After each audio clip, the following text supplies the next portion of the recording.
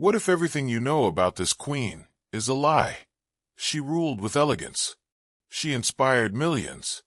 And she may have committed the greatest deception in royal history. Was she a puppet, or the mastermind? A rightful ruler, or a carefully planted impostor? Because behind the crown was a secret so powerful, it was buried for centuries. Hey guys, tonight we're going to solve a cold case that's over 3,000 years old. Imagine you're standing in the Egyptian sun, the kind of heat that feels heavy, like a blanket. The air shimmers over the pale sand, and before you are the ruins of a once magnificent temple. Carved into a stone wall is a line of triumphant figures, celebrating a victory, making an offering to the gods. But one of them is wrong. The face has been crudely chiseled away, leaving a blank, scarred oval of stone. The name, written in the beautiful, intricate hieroglyphs inside its royal cartouche, has been scraped out with a vengeance. It's not just vandalism, it's an erasure. Someone, with immense power and patience, tried to make a pharaoh disappear, not just from the stone, but from memory itself. They almost succeeded. And if you had been a part of this royal family's drama, you probably won't survive this either. The politics were that sharp. So, before you get comfortable, take a moment to like the video and subscribe, but only if you genuinely enjoy what I do here. And for a bit of fun, post your city and what time it is where you are. I love seeing how far these stories travel. Now, dim the lights, maybe turn on a fan for that soft background hum, and let's ease into tonight's journey together. You're no longer just looking at the ruins. You are there. The dust of the Valley of the Kings isn't ancient history. It's just the grit blowing between your sandals. We are in the 18th dynasty of Egypt's new kingdom, around 1500 BC. And let me tell you, this is the place to be. This is Egypt at the absolute peak of its power and glamour. The empire is rich, bloated with gold from Nubia to the south, and tribute from conquered lands in the Levant to the east. The capital city, Thebes, which you might know better by its modern name, Luxor, is the New York City of its day, but with more papyrus and a much better view of the stars.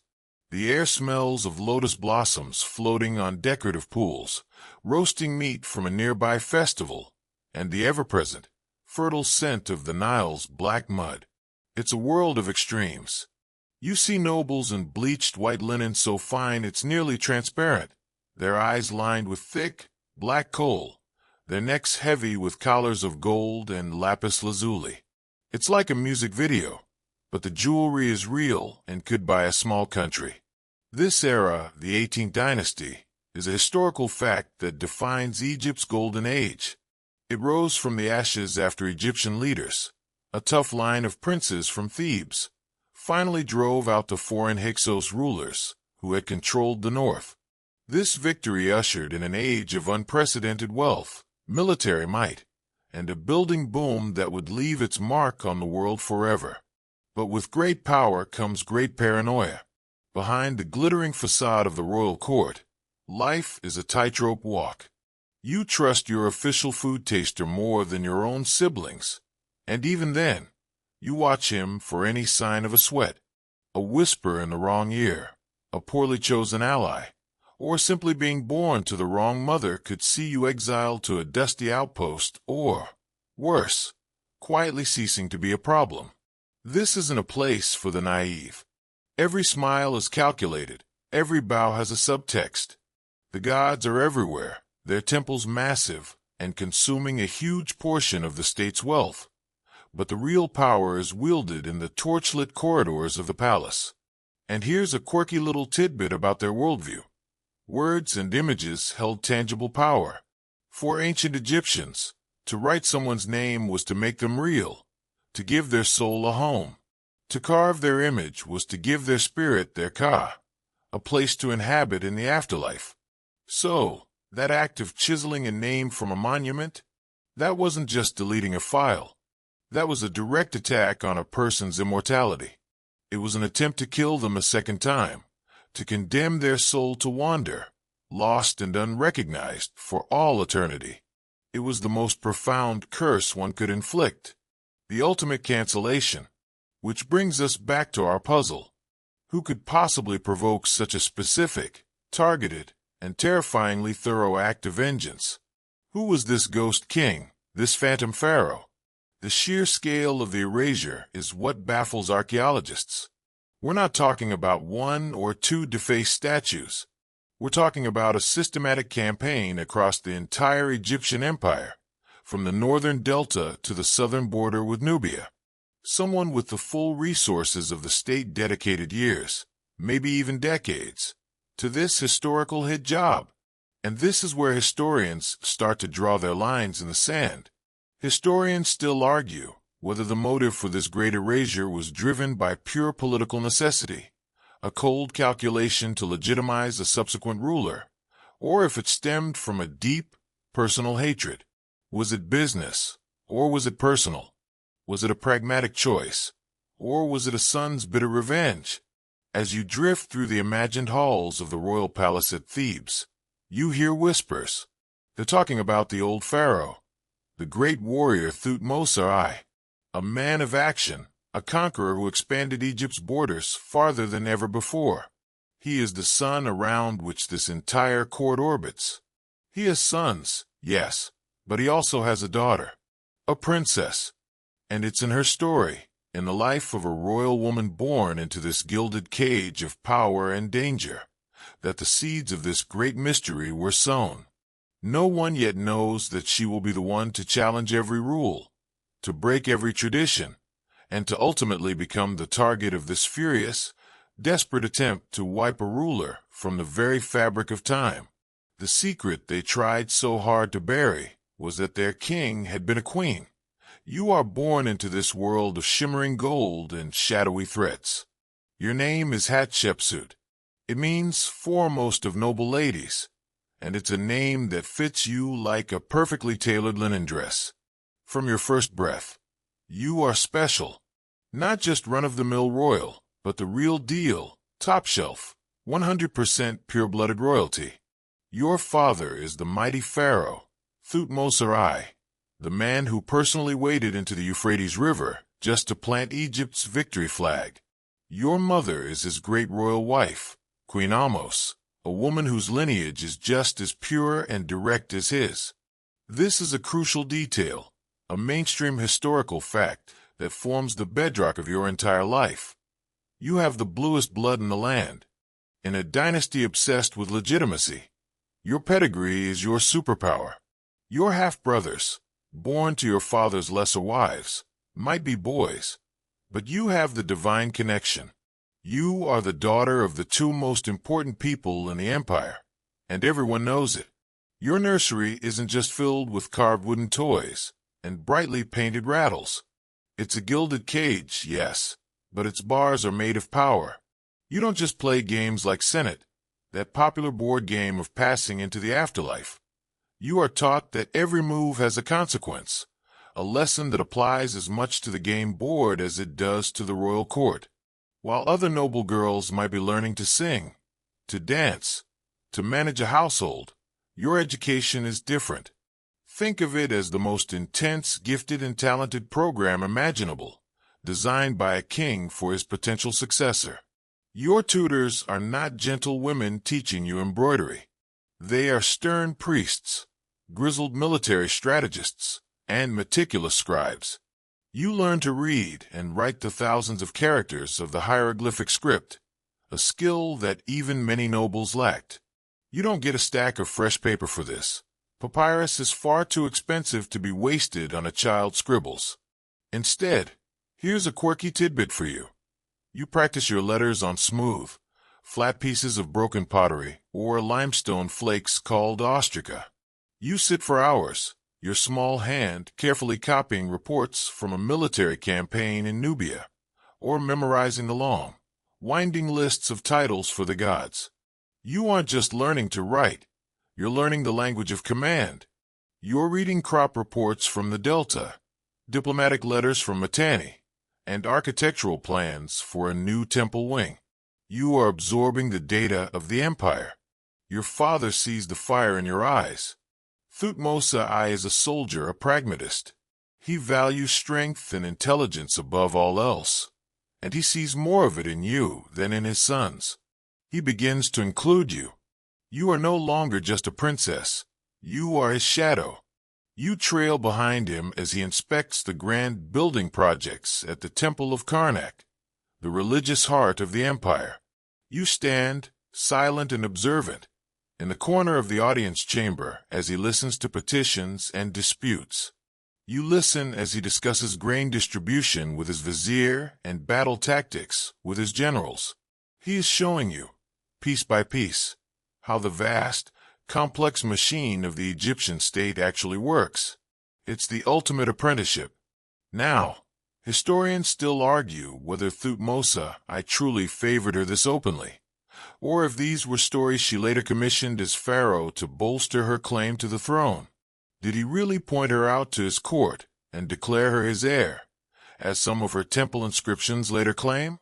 Or was this a brilliant piece of revisionist history, a daughter's loving tribute that also happened to be a genius political move? The truth is likely somewhere in the middle. He probably did recognize her exceptional abilities and gave her an unusual degree of access and training, which she then, quite cleverly, amplified into a divine proclamation when she needed it most. Imagine the scene in the palace schoolroom. You sit beside your half-brother, also named Thutmose, the one destined to be Thutmose II. He's a bit frail, perhaps a little dull compared to your sharp wit. The tutors direct their hardest questions to you, and you answer them with a confidence that infuriates him. It's sibling rivalry on a geopolitical scale. It's not about who gets the bigger piece of honey cake. It's about who understands the nuances of the treaty with the Hittites. It's a quiet competition that you are, without question, winning. It's not your fault, really. It's just that you find discussions of trade routes more interesting than hunting gazelles. A light joke in the court might be that the princess has the mind of a scribe and the spirit of her father. No one dares say it to your face, of course, but you hear the whispers. As you grow from a girl into a young woman, you are not sheltered from the realities of your world. You understand that the perfumes and the incense mask the smell of ambition and fear. You know that the gods are used as pawns in the games of men.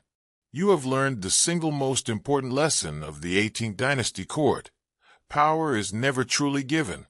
It must be seen, understood, and when the time is right, taken. You are armed not with a sword, but with knowledge, lineage, and a profound understanding of the levers of religious and political authority. You are the foremost of noble ladies, and you are ready for the next move on the great Senate board of life. And in ancient Egypt, for a princess of your standing, that next move almost always involves a priestesshood and a political marriage. Your education is about to get a very practical application. Your exceptional education and royal pedigree are about to be put to use.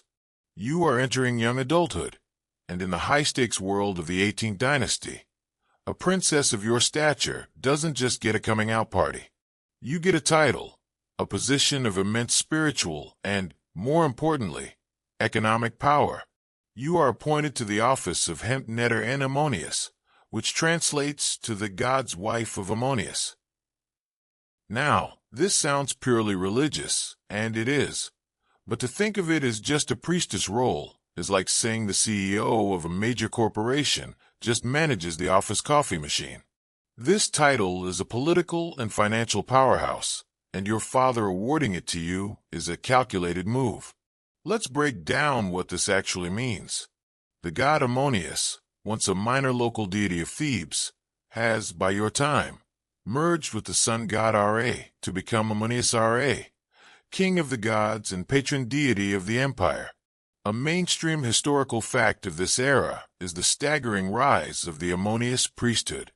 They were, without exaggeration, the wealthiest and most powerful institution in Egypt, second only to the pharaoh himself.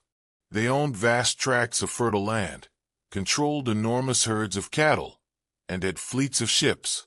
Their temples weren't just places of worship. They were banks, administrative centers, and gigantic corporations.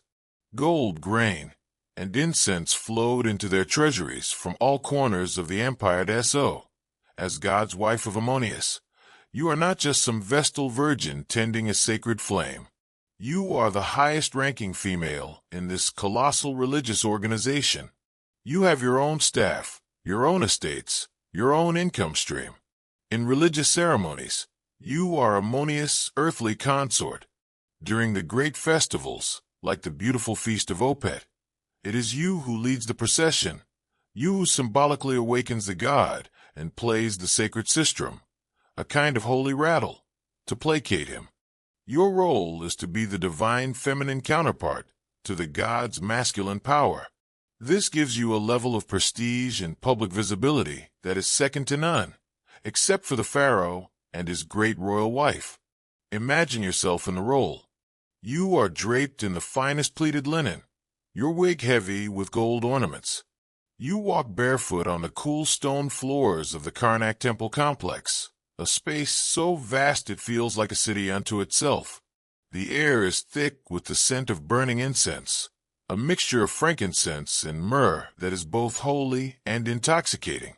The sound of chanting priests echoes off the towering pillars, each one carved with the stories of gods and kings. You are no longer just Hatshepsut, the princess. You are the living embodiment of a goddess, the bridge between the human and the divine. And people notice. The common man sees you and believes in your sacred power. The nobles see you and recognize your political clout. It's the best of both worlds. Here's a quirky tidbit about this title. The god's wife of Ammonius wasn't always a celibate position. In earlier times, the women who held it could and did marry and have children. But by your time, in the New Kingdom, the role had evolved. While it's not explicitly stated that you must be celibate, the mythology of being the god's wife made it complicated. It became customary for the woman holding the title, especially if she was a king's daughter, to remain unmarried or, if she did marry, for the title to carry a special kind of symbolic purity. It was a way to concentrate power without the complication of her producing a rival line of heirs. It kept her allegiance tied directly to the god and, by extension, to her father, the pharaoh. This is where the scholarly debate comes in. Historians still argue whether the office of God's wife of Ammonius was primarily a tool to give royal women personal autonomy and wealth, or if it was a clever political invention by the pharaohs to park influential women in a role that was powerful but ultimately non-threatening to the male line of succession. Was it a form of empowerment, or a gilded cage with a divine key? Given what you do later, you seem to have viewed it as the former, a stepping stone, not a final destination. You embrace your role with the same fierce intelligence you applied to your studies. You don't just perform the rituals, you master them. You don't just manage your estates, you make them more profitable. You use the income to commission your own small building projects, to patronize artists, to build a network of loyal priests and officials who owe their careers to you. You are learning to rule on a smaller scale, a kind of kingdom in training. It's a joke among the court officials that the god's wife's granaries are better managed than the royal treasuries. It's said with a nervous smile, because everyone suspects it might be true. You are proving that you are more than just a symbol. You are a capable administrator, a shrewd financial manager, and a charismatic religious leader. You are building your own power base, independent of your father and future husband. This role gives you legitimacy, wealth, and influence, the three ingredients essential for survival and advancement in the Egyptian court. You are no longer just the foremost of noble ladies. You are a force to be reckoned with, a major player in the religious and economic life of Thebes. And as you stand before the colossal statue of Ammonius, shaking the sacred sistrum, you understand that the god's power and your own are becoming increasingly intertwined. The stage is being set for your next, and most crucial role, that of a wife. The music of the sacred sistrum fades, and the scent of temple incense gives way to the more worldly aroma of political maneuvering. Your father, the great Thutmose I, is getting older. The man who seemed as permanent as the Nile itself is showing signs of age. The stability of the entire Egyptian empire rests on one thing, a smooth succession. And in the 18th dynasty, that means a strategic marriage. Your brilliant mind, your popular religious role as God's wife of Ammonius, your pure royal bloodline, all of these assets are now being cashed in for the good of the state. It's time for you to marry. And who is the lucky groom? Why, it's your half-brother, Thutmose, the very same one you outshone in the palace schoolroom. This is Thutmose II, and he is now the designated heir. A marriage between half-siblings might sound strange to our modern ears, but for the ancient Egyptian royals, it was business as usual. This is a solid historical fact. Royal incest was a common practice in the 18th dynasty, not for romantic reasons, but for cold, hard political ones. It kept the bloodline pure, it consolidated power within the immediate family, and it prevented ambitious nobles from marrying into the royal house and making a claim on the throne. Your marriage to him isn't a love story. It's a political merger. You are the legitimizing factor. Your unimpeachable lineage, descending from a king and his great royal wife, sanctifies his claim to the throne, which is weaker than yours because his mother was a lesser wife, a woman named Mutnofret. You are the seal of approval on his kingship. So the wedding is arranged. It's a grand affair, of course. A multi-day festival with parades, feasts, and endless offerings to the gods. The common people celebrate, throwing lotus petals and cheering as your royal barge glides down the Nile. They see a perfect union, a handsome new king and his beautiful, powerful sister wife. They don't see the reality behind the scenes. You are marrying a man you know to be your intellectual inferior, a man who is not particularly robust. Court whispers, which you are very attuned to, suggest he has always been frail. He's not the warrior his father was. He's adequate. And in the world of pharaohs, adequate is a dangerous word. You stand beside him during the coronation ceremonies. He receives the double crown, the white crown of Upper Egypt and the red crown of Lower Egypt, symbolizing his rule over the unified land. You, in turn, are elevated from king's daughter and God's wife of Ammonius to the highest female title of all, Tahemet-Weret, the great royal wife. This is the top job for a queen. You are his chief consort, his partner in all state and religious affairs. Your name now appears in a cartouche right alongside his. You are, in theory, the second most powerful person in Egypt. In practice, well, that's another story. Here's a quirky and slightly morbid tidbit about royal life.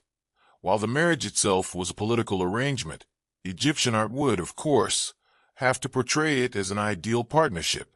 In the carved reliefs and paintings that will be commissioned, you will be shown as the dutiful, supportive wife, standing just behind your husband, perhaps with a loving hand on his shoulder. The reality of your relationship is irrelevant.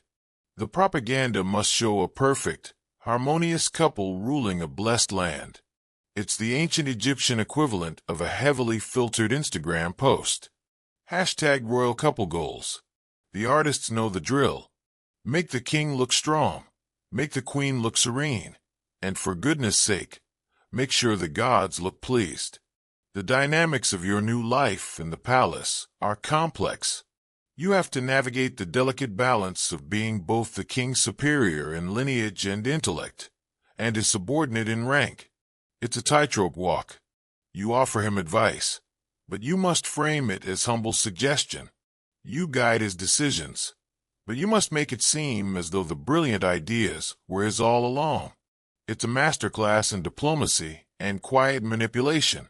A joke you might share with your most trusted handmaiden is that it takes more strategy to manage a pharaoh's ego than to manage the entire granary system of Upper Egypt. Historians still argue about the true nature of your relationship with Thutmose II. Was it a cold, purely political partnership? Was there resentment on his part for your obvious capabilities? Or did they forge a functional, respectful working relationship, with him relying on your counsel? Some evidence suggests he was content to let you handle many of the day-to-day affairs of state, perhaps because of his own lack of interest or his poor health. He reigned for a relatively short time, and his mummy shows signs of a skin disease, which might have made him uncomfortable or weak. We can't know for sure what happened in the private chambers of palace, but we can see the results in the public sphere. You are not a queen who fades into the background. Your influence is palpable. You are laying the groundwork, building more alliances, and deepening your understanding of the intricate web of power. Your convenient, royal marriage has placed you one step away from the throne itself. You are no longer just the power behind the god Ammonius. You are becoming the power behind the king of Egypt. And his health is failing. You are now the great royal wife, and you wear the title like a second skin. The vulture crown, a headdress of gold shaped like the protective wings of the goddess Nekhbet, sits upon your wig during state ceremonies. It's heavy, but you carry it with an ease that makes it seem weightless. Your husband, Thutmose II, sits on the Horus throne, but more and more, the eyes of the court are on you. You've settled into a routine that is anything but routine.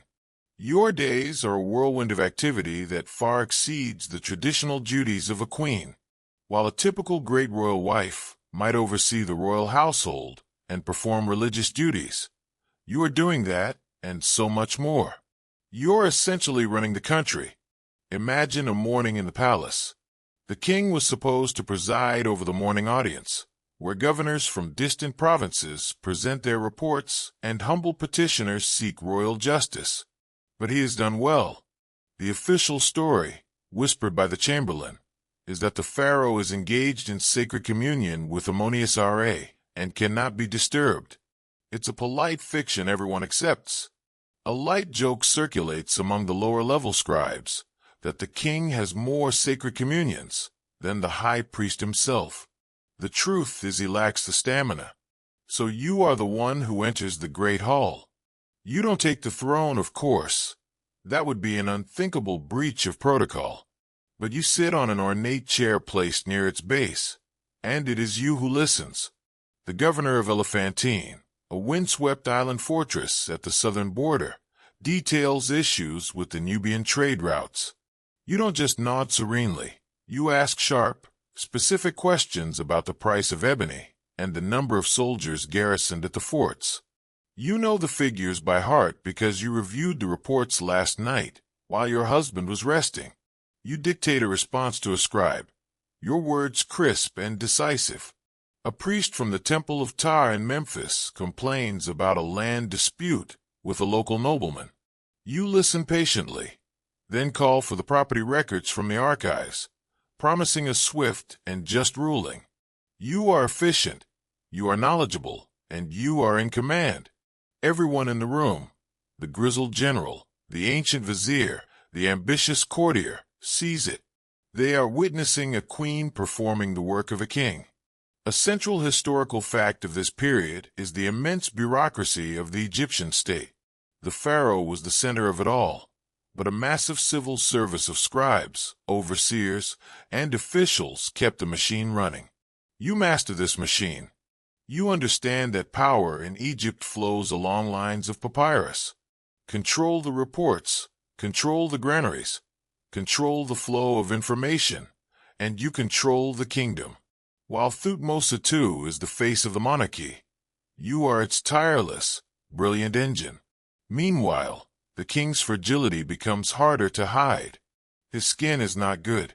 His mummy, when it was discovered thousands of years later, revealed lesions from a rather nasty skin disease. Now, imagine trying to hide that in a court where the pharaoh's physical perfection is a living symbol of the nation's health and a sign of divine favor. This is where the ancient Egyptian love for cosmetics becomes a state necessity. Here's a quirky tidbit for you. The thick black coal they used to line their eyes wasn't just for beauty. The lead-based compounds they used had antibacterial properties that helped prevent eye infections, a common problem in the dusty, sunny climate. They believed it had magical protective qualities, warding off the evil eye. For your husband, cosmetics are no longer just about ritual. They are a desperate camouflage. The royal makeup artists work for hours to create the illusion of health, to paint the mask of a god-king onto the face of a sick man. But up close, in the torchlight of the palace, the illusion wavers. This is where the whispers in the corridors become more than just idle gossip. They become political analysis. The court is a snake pit of shifting allegiances, and the courtiers are watching you. They see your strength, your stamina, your command of the details. They see your husband's weakness, and they begin to make calculations. Who is the safer bet for the future? Who is the horse to back in this silent, unspoken race? Do they remain loyal to the fading king, or do they subtly shift their allegiance to the vibrant, capable queen who is already holding the reins of power? This leads to a central question that historians still argue about today. Was your increasing dominance a calculated power play, or an act of profound loyalty?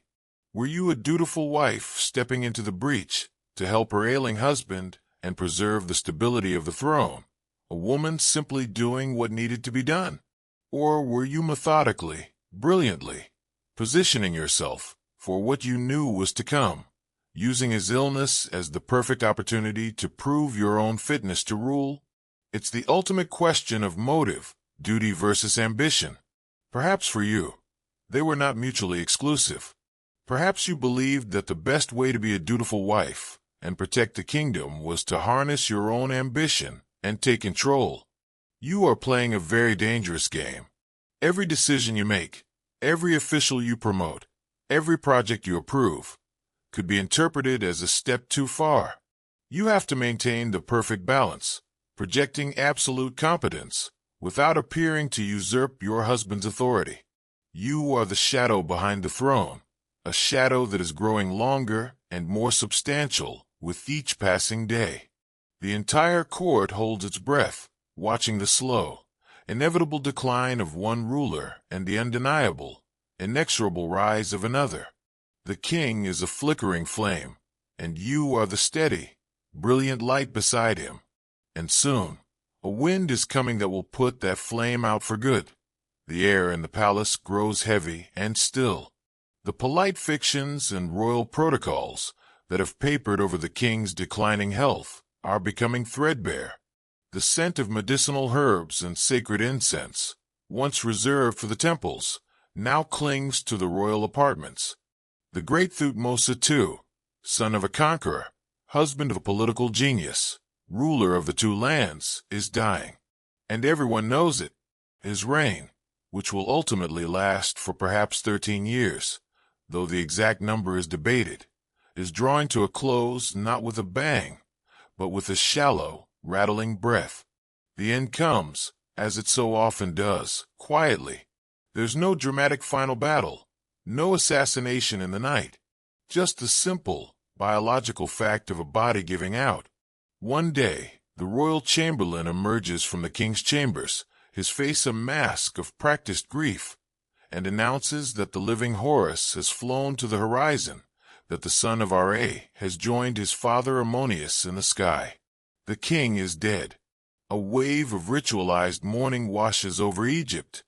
A mainstream historical fact is that Egyptian mourning practices were elaborate and highly public.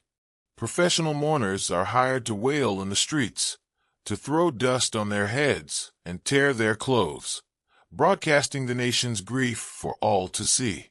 In the palace, the rituals are more stately, but no less intense. The court goes into a state of suspended animation. Everything stops. But beneath the veneer of sorrow and ceremony, a frantic, silent political calculus is taking place in the mind of every single person of influence.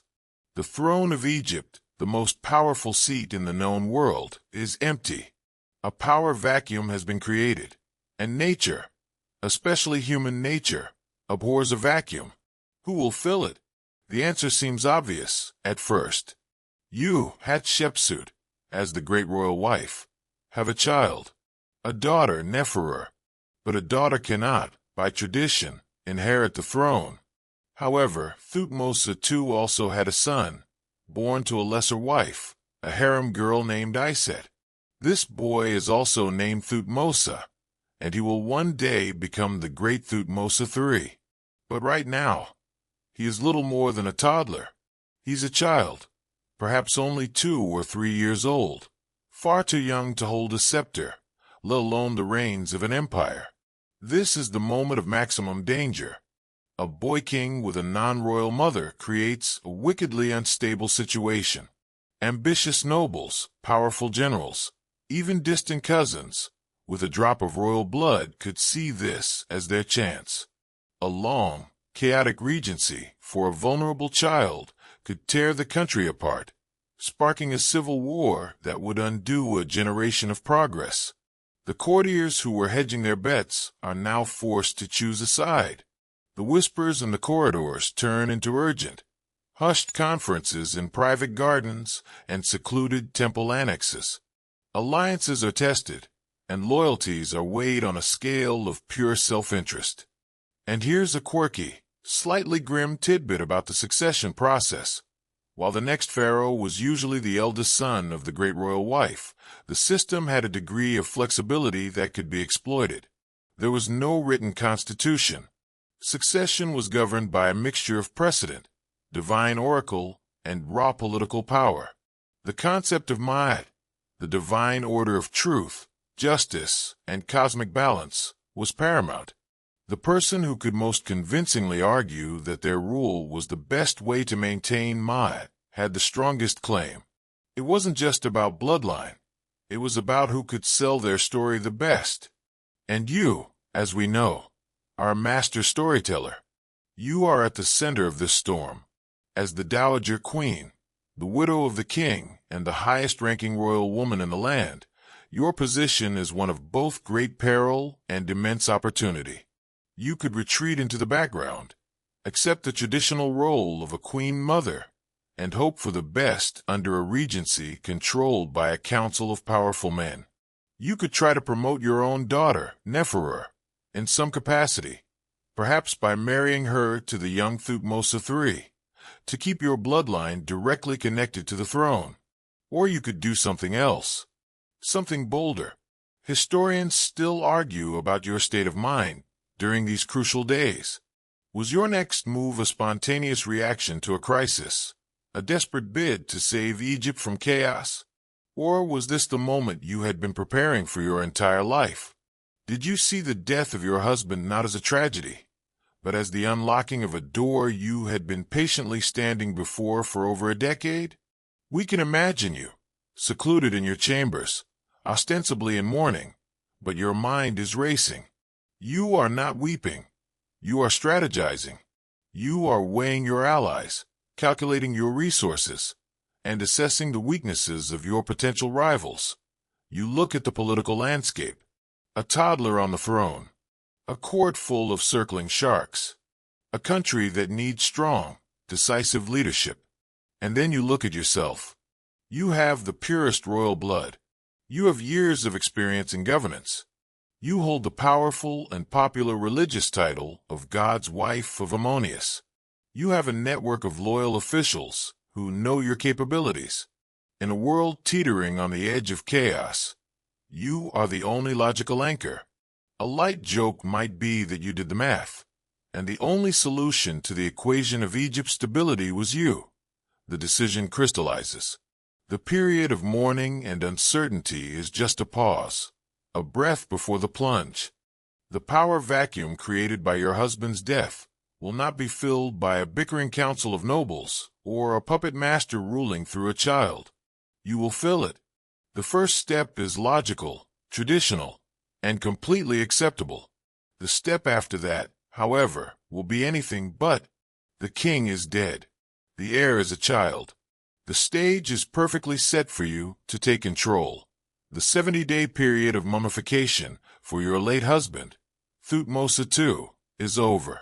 His lavish funeral procession has wound its way across the Nile to the desolate, sun-baked cliffs on the west bank, to the place we now call the Valley of the Kings. His body is sealed in its tomb, surrounded by all the treasures he'll need for the afterlife. The formal period of mourning is at an end. Egypt needs a ruler. The court assembles, the air thick with anticipation. The solution presented is the one everyone expected. The child, Thutmose III, is officially named king. He is brought into the great hall, a small, bewildered boy draped in oversized royal regalia, and proclaimed the new Horus, the living incarnation of the falcon god. And beside him, as his protector and guide, you officially take your place. You are named as regent. This is a perfectly acceptable, even traditional, role. It was a well-established custom. A mainstream historical fact is that queen mothers had acted as regents for their young sons on several occasions in Egyptian history. The most famous example before your time was Queen Ahotep I, a formidable woman from the beginning of your own dynasty who helped rule while her sons were young and fighting to expel the Hyksos. So, when you step forward to govern on behalf of your stepson, no one bats an eye. It's the logical, stabilizing move. It's exactly what a responsible dowager queen is supposed to do. You are now the acting ruler of Egypt. You hold the power of the pharaoh, but you wield it in his name. Your official titles reflect this. You are the one who manages the affairs of the two lands for her son. All decrees begin with the royal titulary of Thutmose III, followed by a clause stating that the regent, Hatshepsut, has issued the command on his behalf. On monuments, you are depicted as a queen, standing behind the small figure of the boy king, guiding his hand. It's a clever and reassuring image for public consumption. It says, "Don't worry, the divine order is intact. A legitimate king is on the throne, and his wise and experienced aunt/stepmother is simply helping him out until he's old enough to rule on his own." You spend the first few years of the regency consolidating your power and proving your worth. You govern with the same efficiency and intelligence you displayed during your husband's reign, but now there's no need to hide it. You are the one making the decisions, openly and with full authority. You undertake building projects, you manage the economy, you oversee the religious festivals. You do the job, and you do it well. Egypt remains stable and prosperous. The grain shipments arrive on time. The borders are secure. The gods are honored. The circling sharks in the court see a firm hand on the tiller and decide, for now, to keep their fins to themselves. Things are running too smoothly to risk rocking the boat. Here's a quirky tidbit about your regency. You began to subtly elevate the status of your own daughter Neferu. In some inscriptions from this period, she is given titles that were usually reserved for a great royal wife, titles like Lady of Upper and Lower Egypt and Mistress of the Lands. It seems you were grooming her for a position of great power, perhaps even envisioning a future where she would marry her half-brother Thutmose III, creating a powerful ruling triad of you, her, and the young king. It was a classic 18th dynasty move, weaving family ties into a web of power. A little joke you might have shared with your inner circle is that being regent is like being the royal zookeeper. Your primary job is to keep the young lion fed and happy, while making sure none of the other animals eat each other. It's a constant balancing act.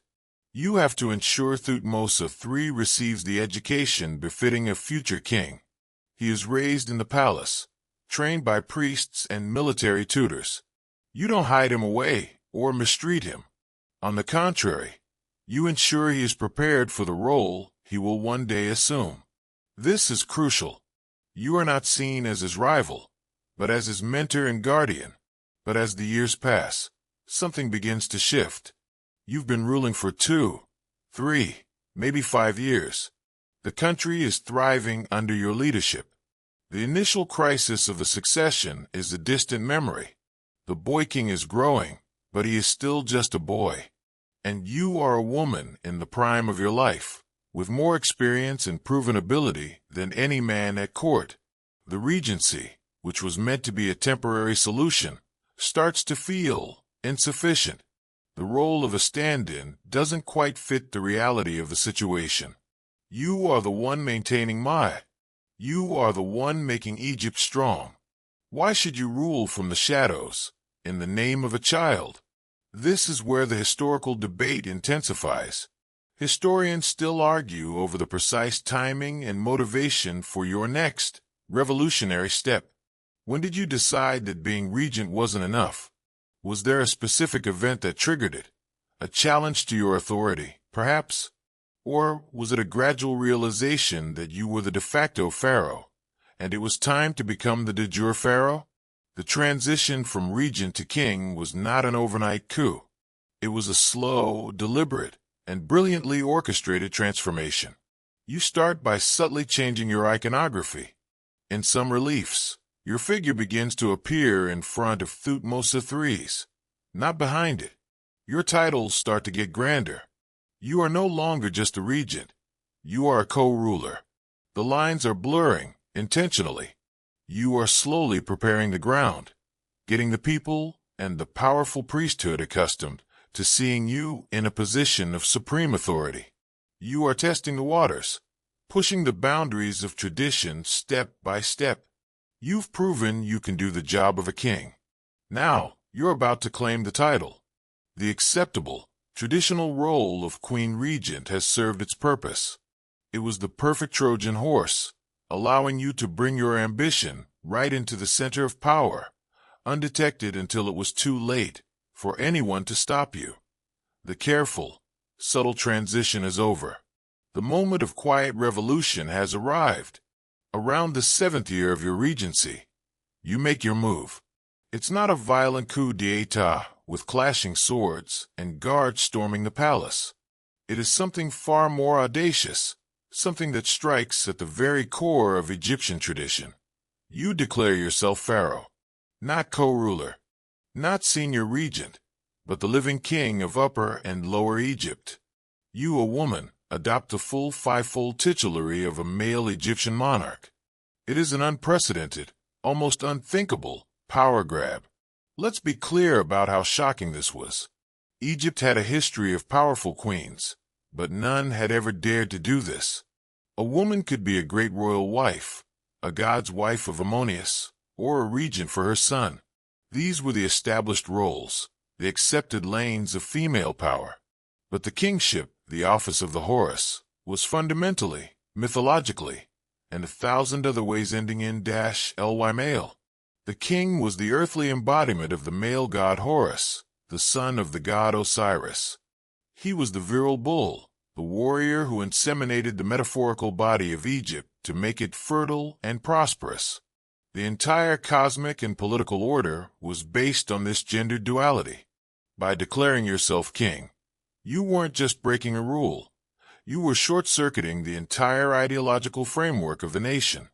Imagine the scene at court on the day of your official coronation as king. Not as queen, but as king. The high priest of Ammonius, a man who is a key ally you have carefully cultivated, places the blue crown, the war crown of the pharaohs, on your head. You are dressed in the full, male regalia, the short, pleated kilt known as a shendit, the bull's tail hanging from your belt symbolizing potency, and, most startlingly of all, the false beard, the divine symbol of kingship, strapped to your chin. You take a new throne name, Motker. It means truth/order is the soul of Ra. It's a brilliant choice, a piece of political genius. It frames your radical act not as a disruption, but as a restoration of divine order of Maya. You are saying, my rule is truth. My kingship is cosmic balance. This is the central, defining historical fact of your life. You are the first great female ruler in recorded history to reign with the full authority of a man. There were other women who ruled, like Sobonfru centuries before you, but she ruled at the very end of a dying dynasty, a brief placeholder. You are doing this at the height of Egypt's power, elbowing aside a legitimate male heir to take the throne for yourself. It's a move of breathtaking audacity. So how do you get away with it? You have spent years laying the groundwork. You have the loyalty of key officials.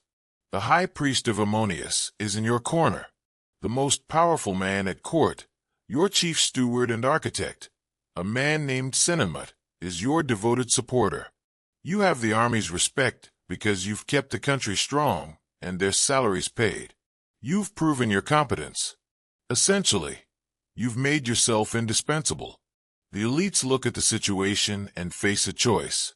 Support a proven, effective ruler who is breaking all the rules, or support a child and risk plunging the country back into the uncertainty that followed your husband's death. Most choose stability. They choose you. A light joke in the backbenches of the court might be, I prefer the order of a false beard to the chaos of a real boy. And what about the boy, Thutmose III? You don't get rid of him.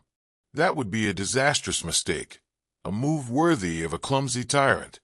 You don't imprison him or kill him, as would happen in so many other royal courts throughout history. Instead, you do something much smarter. You keep him as your co-ruler, but very much the junior partner. His name still appears on some monuments, but he is always in the secondary position. You effectively demote him from king-in-waiting to prince in the background. His official role becomes serving his divine father, which is now you. You send him off to join the army, to be trained as a soldier. It's a clever move. It keeps him busy. It gives him a respectable role. It gets him out of the political hotbed of Thebes, and it prepares him to be a warrior king, which will be useful for Egypt later on. Of course, not everyone would have been happy. There must have been conservative factions at court, priests and nobles, who were horrified by this breach of tradition. This is where the scholarly debate rages. Historians still argue how much opposition you truly faced. Was the transition smooth because everyone supported you? Or was it smooth because you ruthlessly suppressed any dissent? We don't have records of purges or political executions, but the absence of evidence isn't evidence of absence. It's possible that any opposition was dealt with so swiftly and quietly that it left no trace in the official record. The propaganda machine of a pharaoh, after all, only records successes. Here's a quirky tidbit to illustrate the sheer weirdness of the situation. From this point on, in official inscriptions and documents, you are referred to with male grammar. Scribes would write His Majesty. She decreed. They were forced to invent new, grammatically awkward ways to talk about their female king. It shows the tension between the biological reality and the political fiction you were creating. You were forcing the entire state apparatus to participate in your gender transformation. It was a revolution not just of power, but of language itself. You had seized the throne, and now you had to justify it to the gods and to the people. The next step was to rewrite your own life story. And rewrite your own life story you do, on a scale that would make modern spin doctors weep with envy. You've seized the throne. You've taken the titles. You've strapped on the beard. But you know that's not enough. Competence and political maneuvering can get you the crown, but to keep it, you need something more profound. You need a story. You need a divine mandate. You need to convince the most pious priest and the humblest farmer that your rule isn't a violation of mine, but the ultimate expression of it. You need to prove that you weren't just a woman who took the throne, but a god who was destined for it from before birth. So, you commissioned the greatest propaganda campaign Egypt has ever seen. Your medium isn't flimsy papyrus, which can burn or rot. Your medium is stone. You order the story of your life, your new, official life story, to be carved into the walls of your magnificent new temple that is beginning to rise at a place called Deir el-Bahari. It will become your biography, your justification, your eternal truth set in limestone. And the centerpiece of this story is a theological masterstroke. The myth of your divine birth. The story unfolds in a series of beautiful, detailed reliefs. Imagine walking along the temple colonnade, a picture book in stone telling a tale for the ages. It begins in the heavens, with the great god Astraway, king of the gods, sitting on his throne, surrounded by the divine pantheon. He declares his intention to create a new ruler for Egypt, one who will bring glory and prosperity to the land. His gaze falls upon the mortal world, to the palace at Thebes, and to your mother, the beautiful and virtuous Queen Ahmose, wife of the reigning pharaoh, Thutmose. Now comes the clever part. How does a god father a child with a mortal woman? This is where a quirky tidbit about Egyptian theology comes in handy. The gods could take on other forms, and a favorite trick was to assume the appearance of a living person. So, the great god Ammonius descends from the heavens and, in a flash of divine magic, takes on the exact physical form of your earthly father, Thutmose. It's the ultimate divine disguise. He walks into the queen's chambers looking, for all the world, like her husband coming to visit her. A light joke among the stone carvers might have been that it's the classiest case of identity theft in history. The reliefs show the disguised god approaching your mother. She is startled by his presence because she can sense a divine aura. The air around him, the carvings tell us, is filled with the intoxicating scent of Punt, the legendary god's land, a fragrance so sweet and holy it's like nothing on earth. He takes her hand and reveals his true nature. He tells her that she has found favor with the gods, and that she will bear a child who is not the daughter of a mere mortal pharaoh, but the daughter of Astraway himself. This isn't a tawdry affair, it's a sacred conception, a holy annunciation. The child conceived will be half human, half god, destined to rule. The story then cuts to another divine scene. Ammonius summons Cunning, the ram-headed creator god, the deity who fashions the bodies of human beings on his potter's wheel. This is a mainstream historical fact. Cunning was widely worshipped as the divine potter who shaped mankind. Ammonius instructs Cunning to create two identical figures from clay on his wheel. One is the physical body of the child, Hatshepsut, and the other is her Ka, her spiritual double, her life force. The reliefs show Cunning at his wheel, carefully sculpting your tiny form and your spirit, promising to make you perfect, to grant you all the strength, health, and power of the gods. It's the ultimate bespoke creation. No off-the-shelf souls here. Finally, the goddess of childbirth, Hecate, leads your heavily pregnant mother to the birthing room. The scene of your birth is attended by a host of gods and goddesses, who rejoice and proclaim your destiny. Astraway presents you, his newborn daughter, to the entire pantheon and declares, "She is my beloved daughter, Makher, who shall exercise the perfect kingship upon this entire land." It's a done deal. Your coronation was preordained by the king of the gods before you even took your first breath. This entire elaborate narrative serves one crucial purpose. It neatly sidesteps the woman problem. If anyone asks how a woman can be Horus, the son of Osiris, you now have the perfect answer. You are not the daughter of Thutmose. You are the direct, physical offspring of Astraway himself. You are a god, and for a god, gender is a trivial detail. Your claim to the throne no longer rests on your earthly lineage, but on your divine parentage. Historians still argue about who the intended audience for this elaborate story was. Was it meant for the general population, a myth to be retold by priests during festivals to all the masses? Or was it a highly sophisticated theological and legal argument aimed squarely at the educated elite, the priests and nobles who would understand the intricate mythology and accept it as a legitimate, if creative, justification for your rule? It might have been a bit of both, a beautiful story for the people and a watertight legal precedent for the powerful. It's hard to argue with a story that ends with, "And the king of the gods said so." It's the ultimate trump card. You haven't just broken the rules, you've created a new, divine rulebook with you as the star. The divine birth story is your ideological foundation, the why of your kingship. Now you must address the how. How do you present yourself, day to day, as a king? Your solution is as bold as it is pragmatic. You become a man. Not literally, of course, but in every symbolic way that matters. You embark on a project of public, artistic transfiguration, adopting all the male trappings of Egyptian royalty until the image of Hatshepsut the queen is completely replaced by the image of King Motker.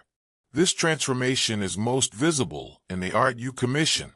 A key historical fact is that Egyptian art was not meant to be a realistic portrait in our sense. It was about conveying an ideal, a perfected, eternal version of the subject. A statue of a pharaoh wasn't meant to look exactly like him. It was meant to look like a pharaoh. It was a job description in stone. So, you simply instruct your royal workshops to apply the standard job description to you. The change is gradual at first, then absolute. In the early years of your reign as king, you are sometimes depicted as a woman, but wearing male regalia. The king's kilt over a dress, for instance. It's an awkward, hybrid image, as if the artists themselves were trying to figure out how to solve this unprecedented visual puzzle. But soon, all ambiguity is erased. In the hundreds of statues and reliefs that will come to define your reign, you are depicted as a male. Full stop. Imagine walking through the grand halls of Karnak or your own temple at Deir el-Bahri. The statues that line the processional ways are of you, Motker. They show a broad-chested, narrow-hipped figure with powerful, muscular arms and legs. The face is serene and idealized, but unmistakably male. The inscriptions use male pronouns. His Majesty, Lord of the Two Lands, Son of Ra. You are wearing the Neem's headdress, the famous blue and gold striped headcloth of the pharaohs. Your chin is adorned with the long, thin, braided false beard, held in place by a strap. There is nothing in the official image to suggest you are a woman. If you couldn't read the name in the cartouche, Hatshepsut, you would have no idea. This wasn't about personal identity as we might understand it today. It was a political necessity. To be a successful pharaoh, you had to look like a pharaoh. The office had a uniform, and you put it on. It was a costume that conveyed a specific set of ideas: strength, virility, and divine authority.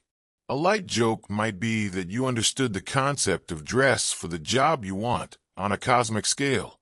You weren't just dressing for the corner office, you were dressing for eternity. This decision even extended to your name. As we know, Hatshepsut means foremost of noble ladies. It's a profoundly feminine name.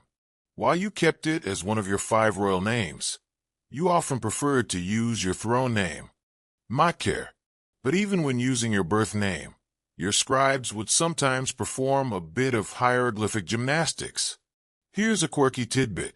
The hieroglyphic sign for T, the ending of many feminine words in ancient Egyptian, is a small hemisphere or loaf of bread. In some of your inscriptions, the scribes simply omitted this feminine ending, spelling your name as Hatshepsut, effectively neutering it. In other cases, they used male determinatives and pronouns, even when the name was clearly feminine. It was a constant, conscious effort to fit the square peg of a female ruler into the round hole of male kingship. Of course, in the day-to-day reality of the palace, everyone knew you were a woman. You didn't walk around in a false beard all day. This was about your public persona, your official, immortal image. Your transformation was for the gods and for posterity. In person, you were their female king. This raises a fascinating question that historians still argue. Did this male persona completely erase your female identity? Or did you find ways to subtly acknowledge it? Some scholars point to the fact that you continued to use the name Hatshepsut at all as a sign that you weren't completely abandoning your original identity. Others see hints of femininity even in your most masculine statues, a certain grace in the features, a slightly less bulky frame than was typical for male pharaohs.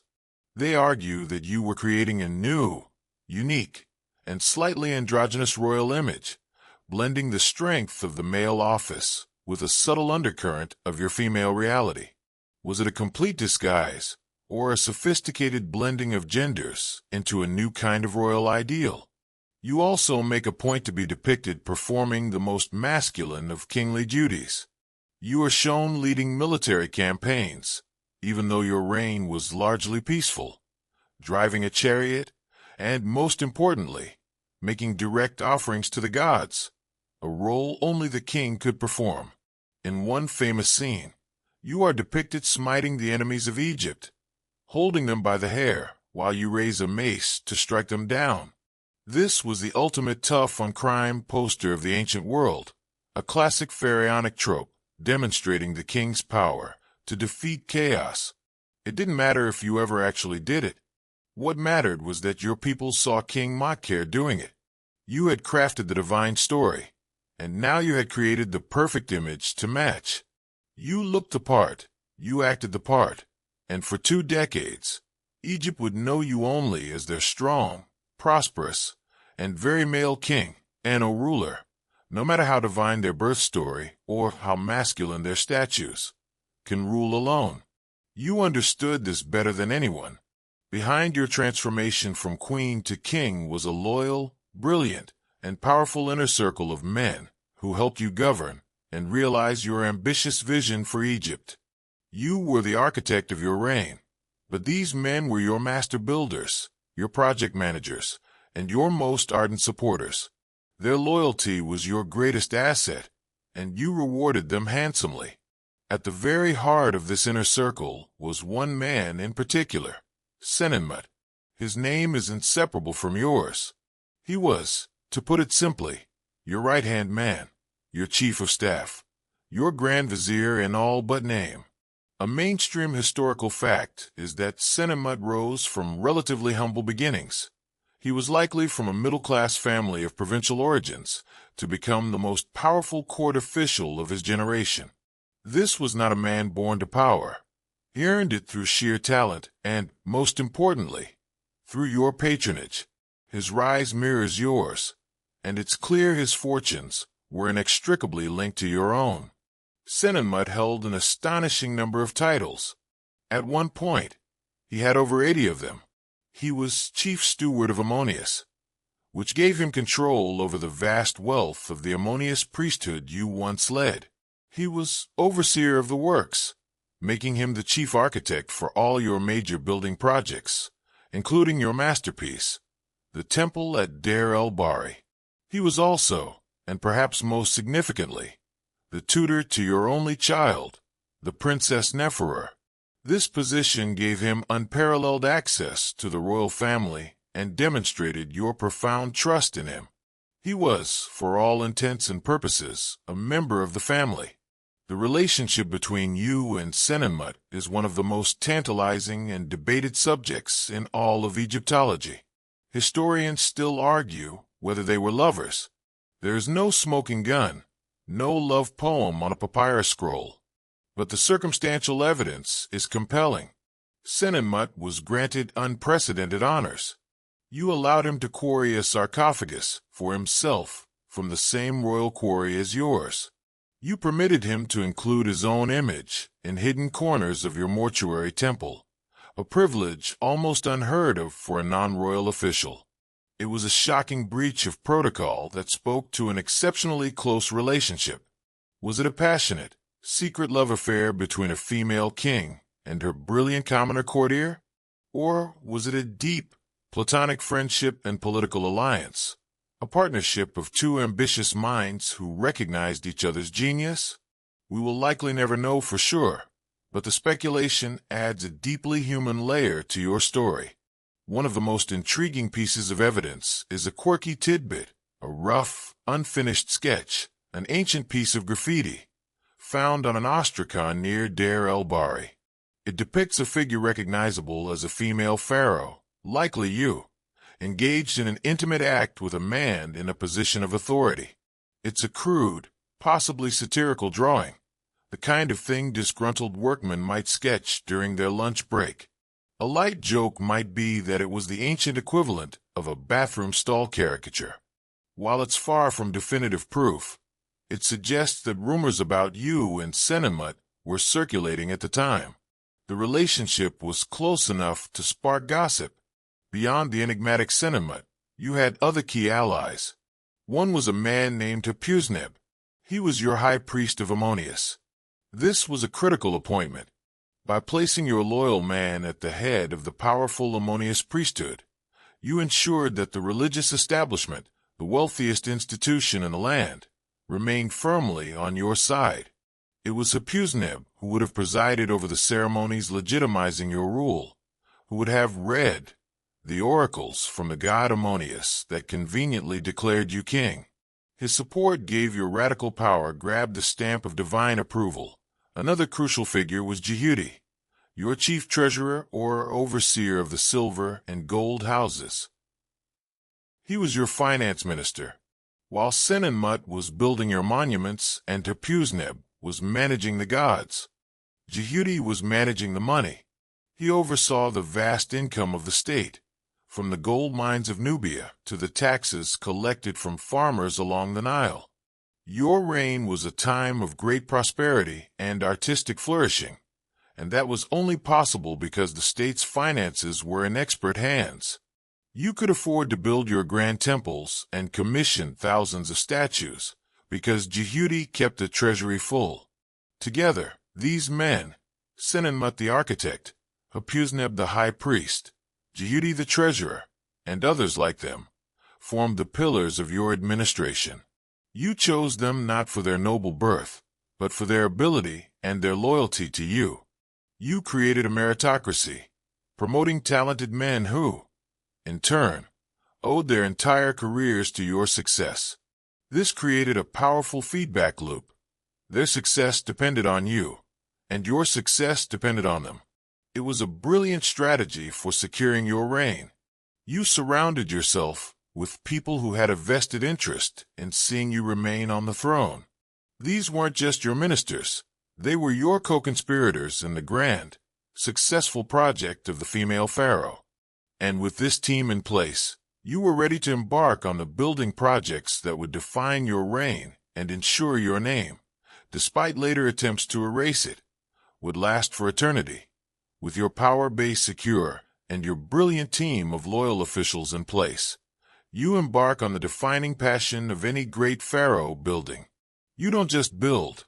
You build with a vision, a sense of architectural theater, and a propagandist's eye for legacy.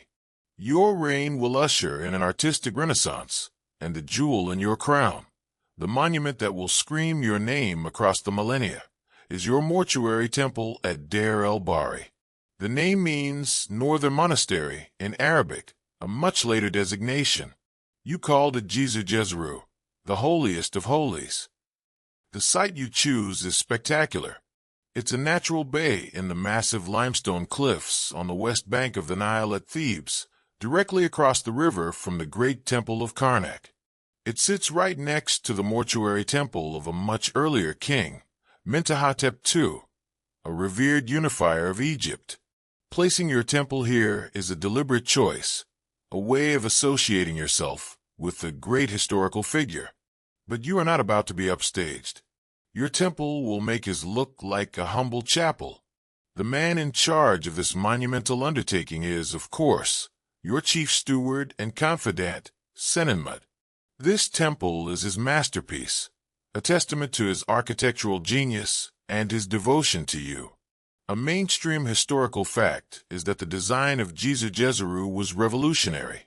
Instead of a single massive, enclosed structure like earlier temples, Senenmut designed a series of broad, rising terraces connected by long ramps. The entire structure seems to flow out of the cliff face itself, blending natural rock with man-made elegance. It is a stunningly modern-looking building, with clean lines, airy colonnades, and a perfect harmony between architecture and landscape. Imagine the construction. Thousands of laborers work under the punishing Egyptian sun. The sound of chisels on stone, of foremen shouting orders, of heavy blocks being dragged on wooden sledges, echoes through the bay of cliffs. It's a massive state project, employing a whole city of workers, from the most skilled sculptors and painters to the quarrymen and manual laborers. Your project is an economic engine for the entire Theban region. The temple is more than just a beautiful building. It's your autobiography in stone, your justification for ruling, your eternal PR campaign. Its walls are the canvas for the stories you want to tell. As you walk up the central ramp, you are meant to read these stories in a specific order. On the lower colonnade, you have the transportation of your giant obelisks to Karnak, a feat of engineering you were immensely proud of. On the middle colonnade, you have two of your most important narratives. To one side, the glorious, peaceful expedition to the fabled land of Punt. To the other side, the theological centerpiece, the story of your divine birth, the tale of Astraway visiting your mother to father a god-king. A light joke would be that it's the most expensive and permanent About Me page ever created. And here's a quirky tidbit about the temple. It was also a botanical garden. As part of your expedition to Punt, you brought back live frankincense and myrrh trees, complete with their root balls, carried in baskets. These were the trees that produced the precious incense used in temple rituals. Reliefs on the temple walls show them being carried on board the ships. You had them planted in prepared pits on the terraces of Gezer. It was a bold attempt to grow the sacred trees on Egyptian soil, to bring the fragrance of the gods' land directly to your holy place.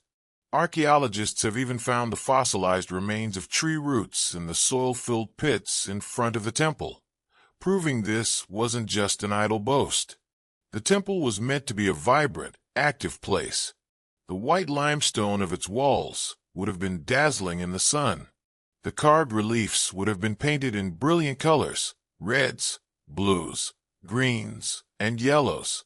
Dozens of statues of you, in various guises as Osiris, as Horus, as a sphinx, would have lined the terraces and filled the halls. The air would have been filled with the scent of the incense from your punt trees, and the sound of priests chanting your praises.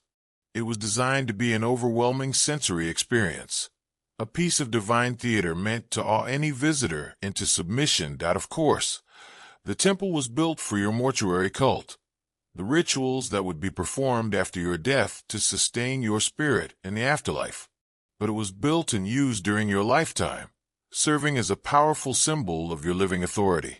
This is where the historical debate finds fertile ground. Historians still argue about the temple's primary purpose. Was it a purely religious monument dedicated to the god Ammonius and your own eternal cult? Or was it primarily a political statement, a colossal piece of propaganda designed to overwhelm any questions about the legitimacy of your rule with its sheer beauty and theological audacity? The answer is almost certainly both. At Gezer, religion and politics are one and the same. Every carving of a god reinforces your right to rule, and every depiction of your royal power reinforces your connection to the gods. It is the ultimate fusion of church and state, a sermon in stone that preaches one simple gospel: Hatshepsut is king, by the will of the gods and the genius of her architects, while Gezer was your signature masterpiece. It was far from your only contribution to the skyline of ancient Egypt. Your reign was a period of prolific construction, a time when you sought to leave your mark on every major religious site in the land. But your focus always returned to the great religious heart of the empire, the Temple of Ammonius-Ra at Karnak. This was the Vatican of its day, a sprawling, chaotic, and ever-expanding complex of temples, pylons, and sacred lakes. Every pharaoh before you had added something to it, and you were determined to outdo them all.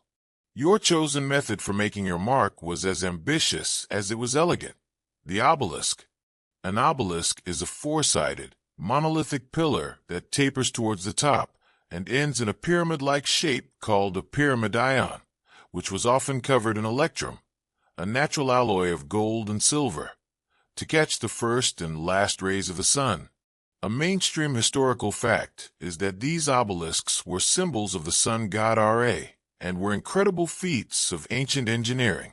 They were quarried as a single, massive piece of stone, usually red granite, from the quarries at Aswan, hundreds of miles to the south of Thebes.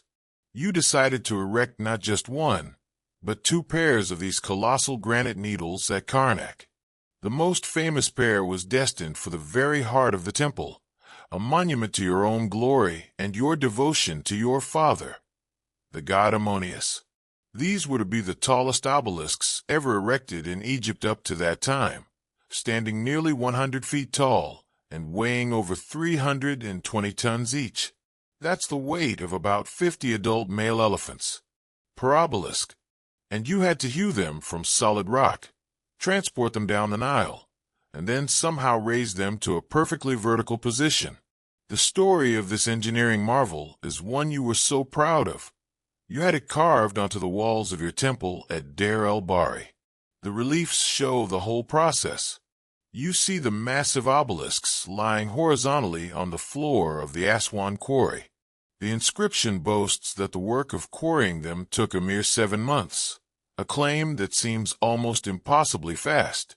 A light joke among modern engineers is that it would take them 7 months just to fill out the paperwork for a project like this. Getting them out of the quarry was the first challenge.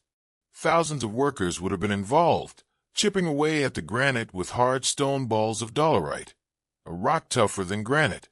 They would then use wooden wedges, which they would soak with water, causing the wood to expand and crack the final bit of rock, freeing the monolith from the quarry bed. The logistics are mind-boggling. Then came the transportation. The obelisks were dragged on massive wooden sledges from the quarry to the bank of the Nile. There, a special barge, a colossal vessel built specifically for this purpose, was waiting.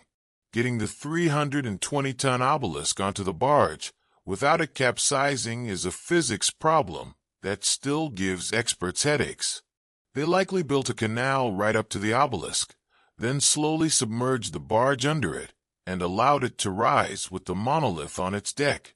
This massive barge was then towed and steered downstream by a fleet of smaller tugboats, rowed by hundreds of oarsmen, on a journey of over 130 miles to Thebes. But the real magic trick was the erection. How on earth did they get a 320-ton, 100-foot-tall stone needle to stand upright without modern cranes? This is where the debate among Egyptologists gets heated. Historians still argue over the exact method used to raise the obelisks. The most widely accepted theory involves a massive earthen ramp leading up to the stone base, where the obelisk was to be erected. The obelisk would be dragged, base first, up the ramp. The base would then be positioned over a sand-filled pit. As workers slowly and carefully removed the sand from the pit through side tunnels, the base of the obelisk would lower, and the immense weight of the monolith would cause its tip to pivot upwards. With the help of thick ropes and thousands of men pulling, they could guide it into its final, perfectly vertical resting place. It was a slow, terrifyingly dangerous process, where one mistake could shatter a masterpiece that had taken years of work. Here's a quirky tidbit for you.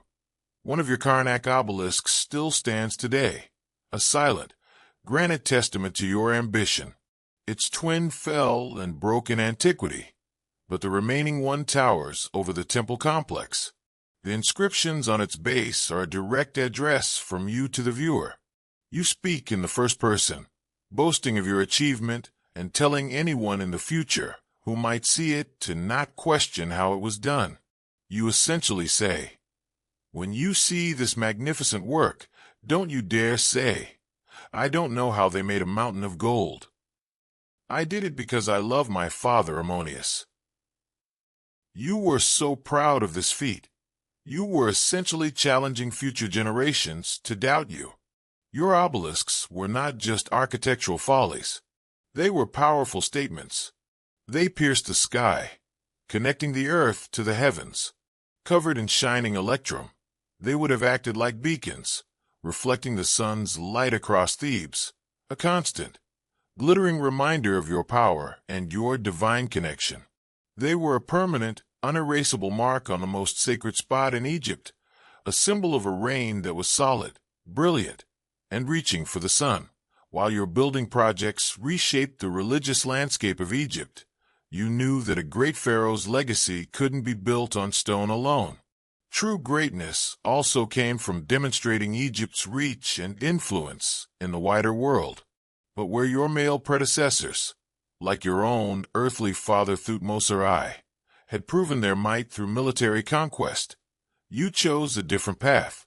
Your defining foreign policy achievement would not be a bloody campaign but a spectacular, peaceful trading expedition to a semi-mythical land, a place the Egyptians called Ta-Nedjer, the land of the god. We know it better as the land of Punt. The exact location of Punt is one of the great mysteries of Egyptology. A mainstream historical fact is that Egypt had been trading with Punt for centuries, but these were sporadic, state-controlled missions. It was a far-off, exotic place, renowned for the luxury goods that Egypt's elite craved. Historians still argue about its precise location. Was it in modern-day Somalia, Eritrea, Ethiopia, or perhaps even across the Red Sea in Yemen? The evidence from your temple reliefs, depicting specific types of animals, trees, and people, points most strongly to the coast of the Horn of Africa. For the Egyptians, it was the edge of the known world, a place of wonder and divine mystique. Your expedition to Punt, which took place around the 9th year of your reign, was not a simple trade run. It was a massive, state-sponsored undertaking, and you treated it with the same level of importance as the quarrying of your obelisks. You had it documented in glorious, colorful detail on the walls of your temple at Deir el-Bahari, ensuring it would be remembered as one of the triumphs of your reign. The reliefs form a beautiful narrative, showing every stage of the journey. The story begins with an oracle from the god Ammonius himself, commanding you to explore the routes to Punt and to bring back its marvels for his temple. This, of course, cast the entire enterprise as a pious act of religious devotion. You are not just seeking riches. You are fulfilling a divine command.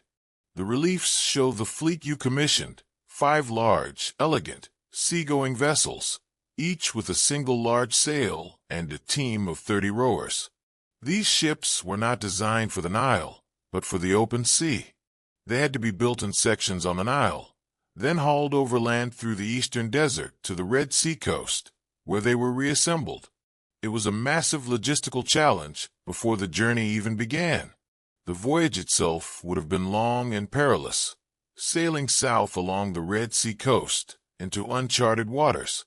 The reliefs show the Egyptians arriving in Punt to a peaceful reception.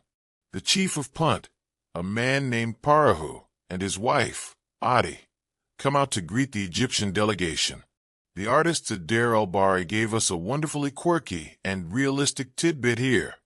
They depicted the queen of Punt as a woman with what modern physicians believe to be symptoms of advanced steatopygia, a genetic condition resulting in large accumulations of fat on the buttocks and thighs. It's a remarkably specific and non-idealized portrait, which suggests it was based on genuine eyewitness accounts from the expedition. It's a little slice of unvarnished reality in the midst of royal propaganda. The Egyptians set up a camp and begin to trade. The reliefs show them offering simple Egyptian goods, beads, axes, daggers, in exchange for the fabulous treasures of Punt. And the treasures are breathtaking. The lists carved on the wall are a catalog of wonders, vast quantities of myrrh resin, and, most importantly, live myrrh and frankincense trees, which we talked about before. They also brought back ebony, ivory, gold, exotic woods, incense, leopard skins, and live animals, including monkeys, baboons, and a giraffe, which must have been an incredible sight for the people back in Thebes. A light joke might be that it was the world's most ambitious and expensive shopping trip, all paid for by the taxpayer. The return journey is shown as a triumph. The ships are so heavily laden with goods that the decks are piled high with jars of incense and fragrant wood. The precious incense trees, their roots carefully wrapped in baskets, are given pride of place.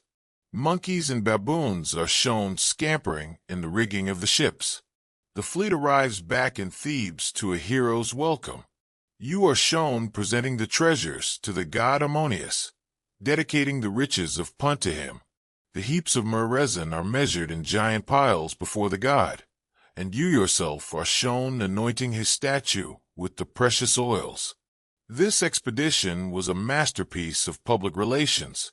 It brought immense wealth into the country, stimulating the economy and providing the raw materials for religious rituals and luxury goods. It established you as a pharaoh who could bring the blessings of the god's land to Egypt without resorting to violence. It was a powerful contrast to the warrior king image of your predecessors. You were proving that there was another kind of strength, the strength of commerce, exploration, and diplomacy. You were a pharaoh who brought back not bleeding enemy captives, but live, fragrant trees. You were a creator of prosperity, not a conqueror, and this narrative of peace and plenty would become the hallmark of your long and successful reign. Your expedition to Punt was more than just a single glorious event. It was a symbol of the entire era your rule ushered in. While your predecessors built their reputations on the battlefield, you built yours on the foundation of peace and prosperity. For nearly 22 years, you sat on the throne of Egypt as King Motker, and during those 2 decades, the land experienced a period of stability and artistic flourishing that was unrivaled. This was your golden age.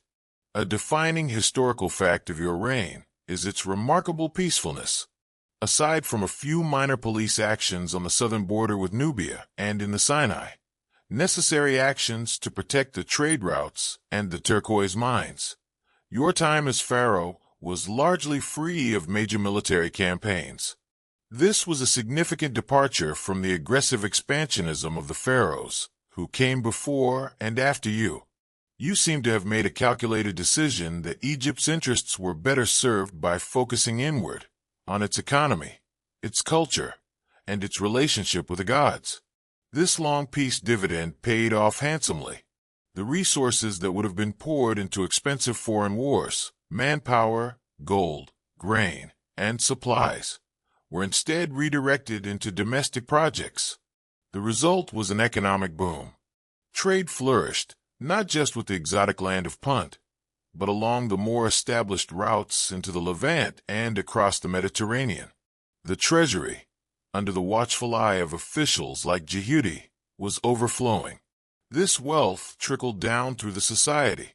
There was work for everyone, from the stonecutters at your temples to the farmers, growing the surplus grain needed to feed them.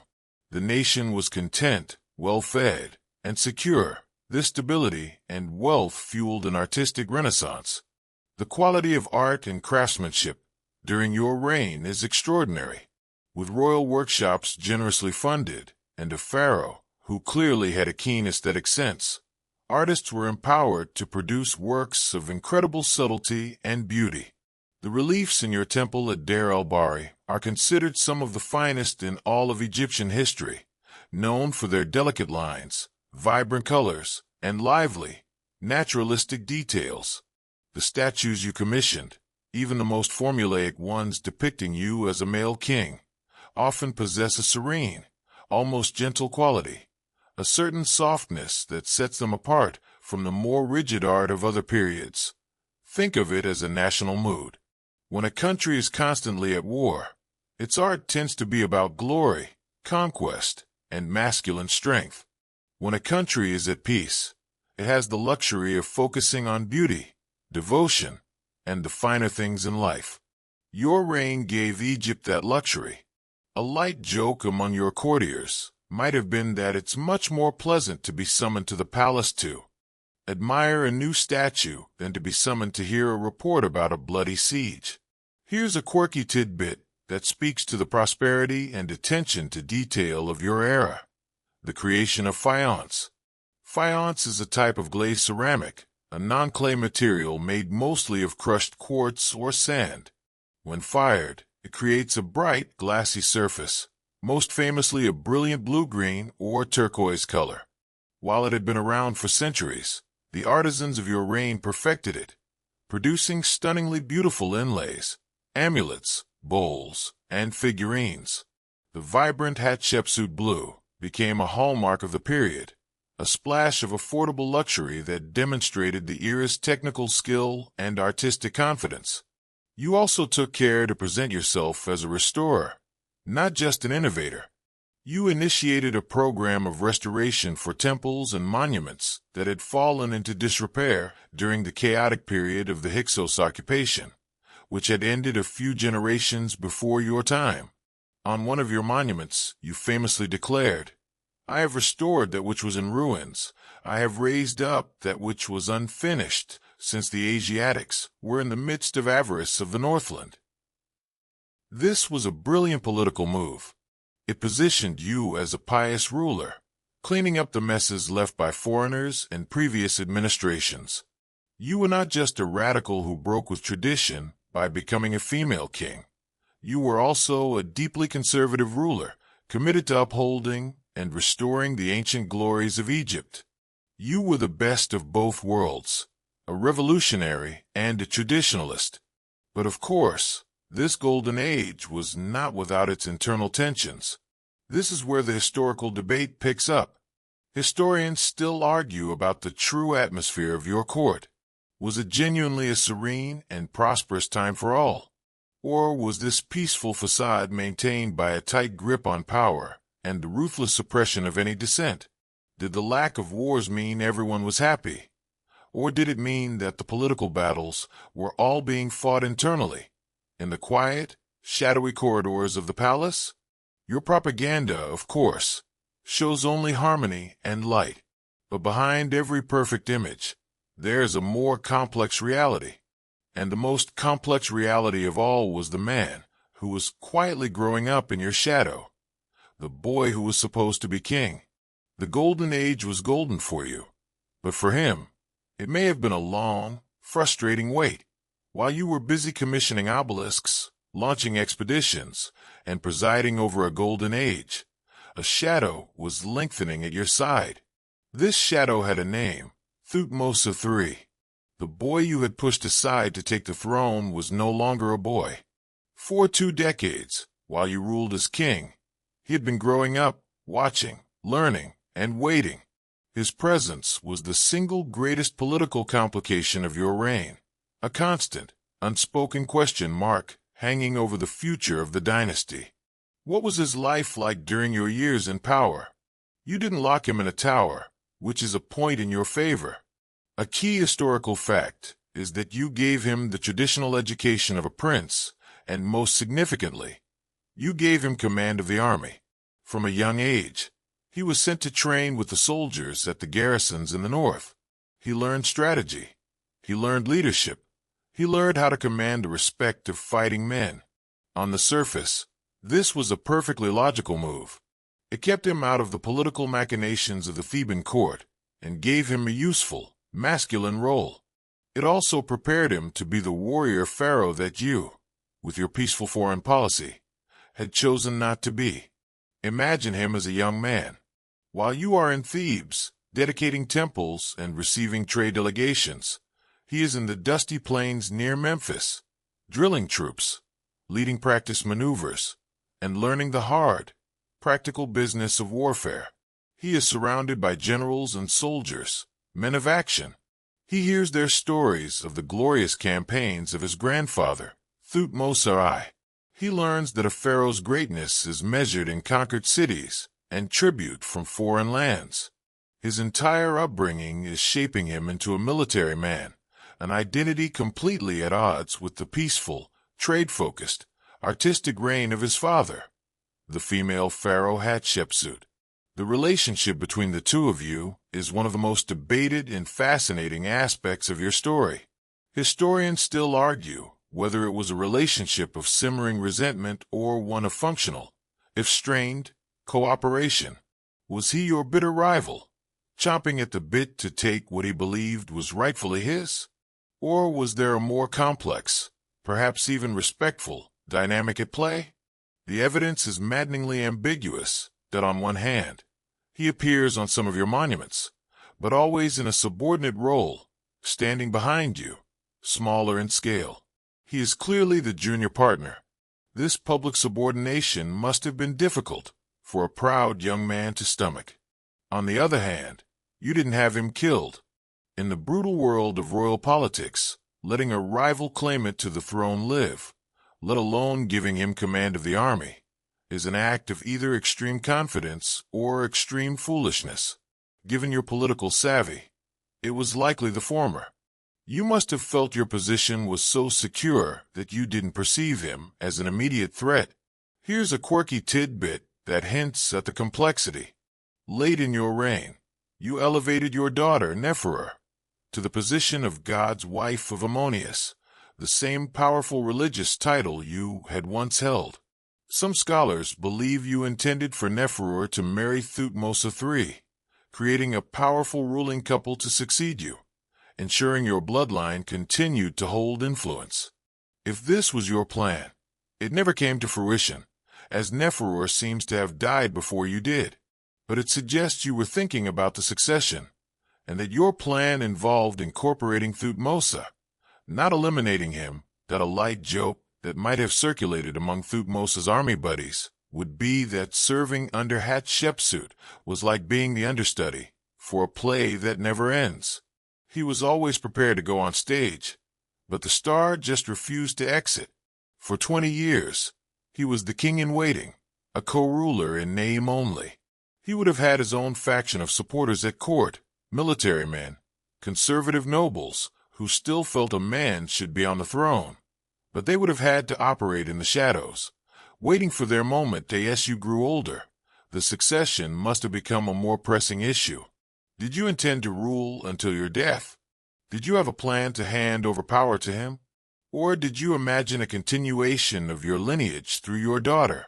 We don't know.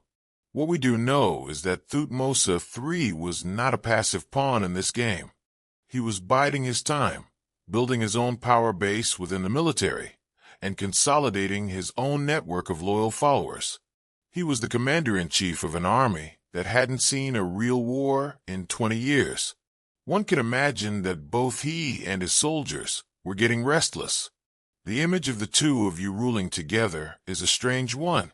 The serene, diplomatic builder pharaoh in the palace at Thebes, and the pragmatic, trained warrior pharaoh waiting in the wings with his armies in the north. It's a delicate balance of power, a political stalemate that lasts for 2 decades. But it cannot last forever. You are getting older. You are mortal. And the Shadow King, the man you raised to be a soldier, is about to finally get his chance to be a pharaoh. The long, peaceful golden age of Hatshepsut is drawing to its inevitable close, and a new, more aggressive era is about to dawn. After 22 years of peace, prosperity, and audacious self-rule, how does it all end? You might expect a dramatic final act, a palace coup led by the impatient Thutmose III, a poisoned cup of wine from a resentful courtier, a secret assassination to restore a man to the throne. After a life spent breaking every rule, a violent, theatrical end seems almost required. But the truth, as revealed by science thousands of years later, is so much more ordinary, so much more human, that it's almost shocking in its anticlimax. The grand finale everyone was expecting turned out to be less Game of Thrones and more a really bad trip to the dentist. Your reign doesn't end with a bang. It ends with a whimper, aches and pains, a lingering illness. In your early 50s, after more than 2 decades on the throne, you die. Quietly, of natural causes. And for millennia, that was it. Your mummy, the physical vessel that held this incredible life, was lost to history, presumed destroyed or buried in an unknown location. But modern science is the ultimate cold case unit. The story of how we know this is a detective thriller in itself. For years, there were two unidentified female mummies lying in a minor, undecorated tomb in the Valley of the Kings, known as KV-60. One was on the floor, unwrapped and unceremoniously dumped. The other was a large, well-preserved mummy in a simple coffin. She was nicknamed the Fat Lady. For a long time, no one knew who they were. Meanwhile, in the Cairo Museum, a wooden box inscribed with your royal cartouche held a mummified liver and a single, lone tooth. A mainstream historical fact that changed everything came in 2007. Using a CT scanner, a team of Egyptologists, led by the famous Zahi Hawass, scanned the Fat Lady mummy from KV-60. They discovered she was missing a tooth, a molar from her upper jaw. In a moment of pure scientific inspiration, they scanned the lone tooth from your box. The root, the shape, the size. It was a perfect 1 in a million fit for the empty socket in the mummy's jaw. The DNA evidence later confirmed it. After centuries of anonymity, the Fat Lady had her name back. It was you. And with your body identified, you could finally tell your last story. The CT scans peeled back the linen wrappings and peered inside. They revealed the body of a woman in her 50s who was overweight, possibly diabetic, and suffering from arthritis. After decades of running an empire, a little arthritis is probably the least of your worries. It's the ancient Egyptian equivalent of, I'm not getting older, I'm getting more distinguished, and my knees click. But the scans also revealed two far more serious problems. First, you had a terrible dental abscess. That lone molar was the smoking gun. The infection at its root was rampant, and in a world without antibiotics, a severe tooth infection could easily lead to systemic blood poisoning or sepsis.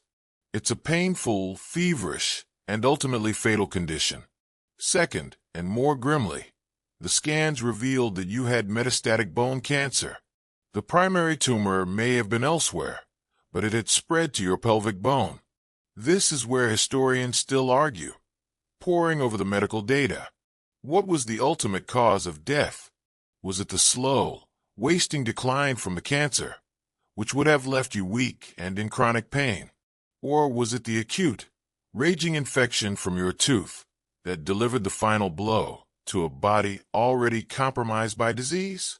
We can't know which symptom finally extinguished your life force, but we know your final years were likely not comfortable.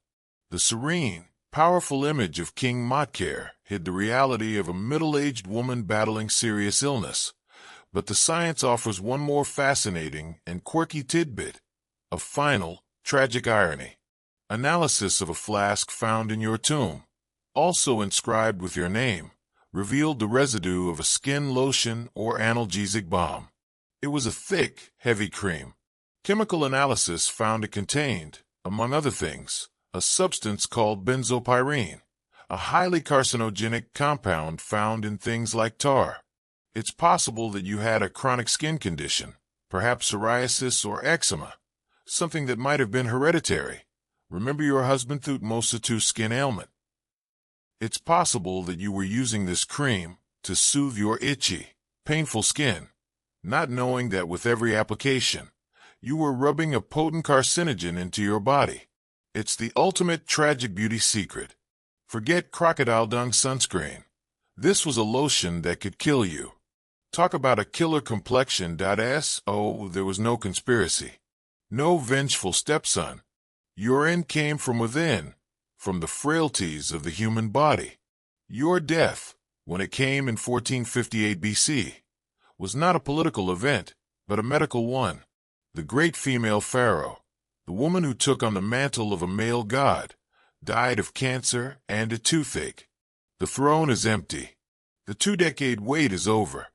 And a man named Thutmose III, now in his prime and in command of Egypt's armies, is finally, indisputably, king.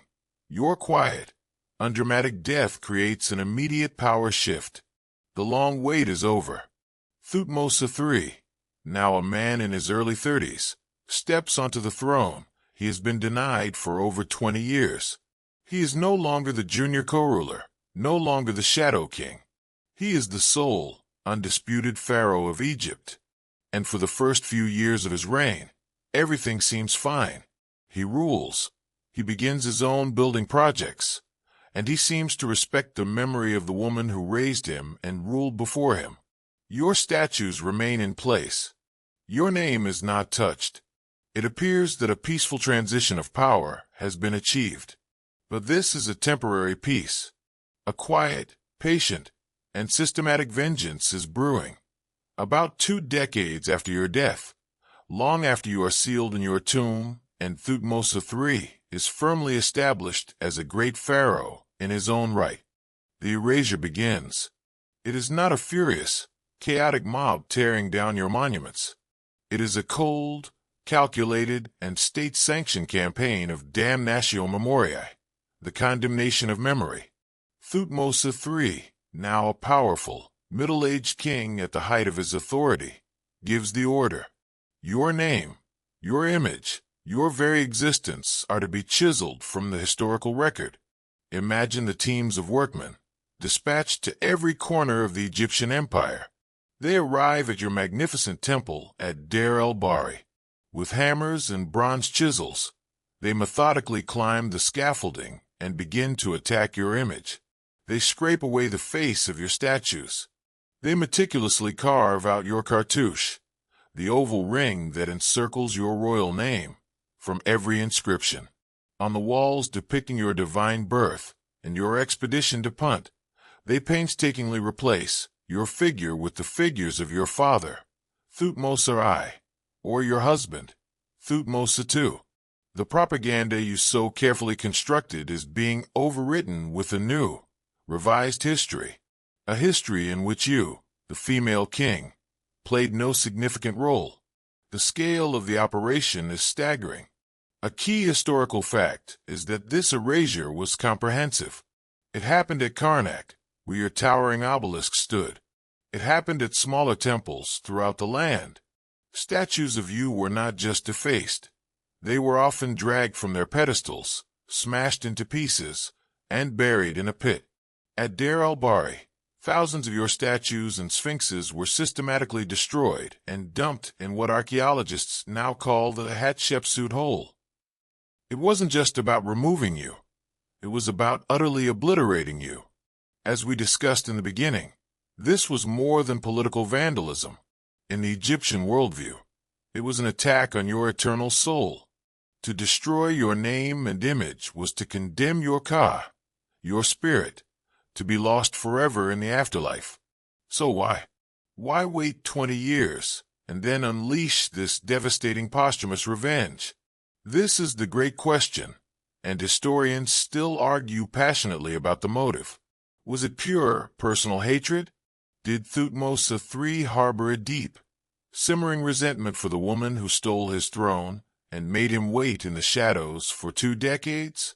Did he see her as an illegitimate usurper whose reign was a cosmic offense against Ma'at? Perhaps. Waiting until all of your old loyal officials, men like Senema, were long dead would have been a smart, politically safe way to finally enact his personal vengeance. Or was the motive colder and more pragmatic? Thutmose III had a son of his own, the future Amenhotep II. He needed to ensure a smooth, unquestionable succession. Your reign, a successful 22-year rule by a woman who seized power from a legitimate male heir, set a dangerous precedent. What was to stop another ambitious royal woman from doing the same thing in the future? A light joke might be that he was trying to unring a bell. By erasing you, Thutmose could effectively delete the blueprint for a female power grab. He could reestablish the rigid, patriarchal line of succession and ensure that history recorded an unbroken, father-to-son chain of kings from Thutmose I to Thutmose II to himself. Your reign was a messy, inconvenient anomaly that needed to be tidied up for the sake of future dynastic stability. Here's a quirky tidbit that adds a layer to the mystery. In some places, the erasure is incomplete. At Karnak, for example, your 2 giant obelisks were a problem. They were too big to tear down easily. So Thutmose III did something incredibly clever. He built a massive wall around them, encasing their lower portions and hiding your inscriptions from view. It was a way of making them disappear without actually destroying them. And in some very high, hard-to-reach places in your temple, the workmen missed a few of your cartouches. These small oversights, these little acts of forgetfulness or difficulty, would end up being crucial breadcrumbs for future historians. The most popular theory today combines both motives. It was likely a mix of personal resentment and political necessity. The act was probably driven by Thutmose's desire to secure his own son's legacy, but fueled by the bitterness of his own long wait. He wasn't just correcting the historical record. He was settling a family score on a national scale. For whatever reason, be it anger, politics, or a combination of both, the campaign was devastatingly effective. The great female pharaoh, the builder of Djeser, the sponsor of the Punt expedition, the King Motker, was systematically being deleted from history.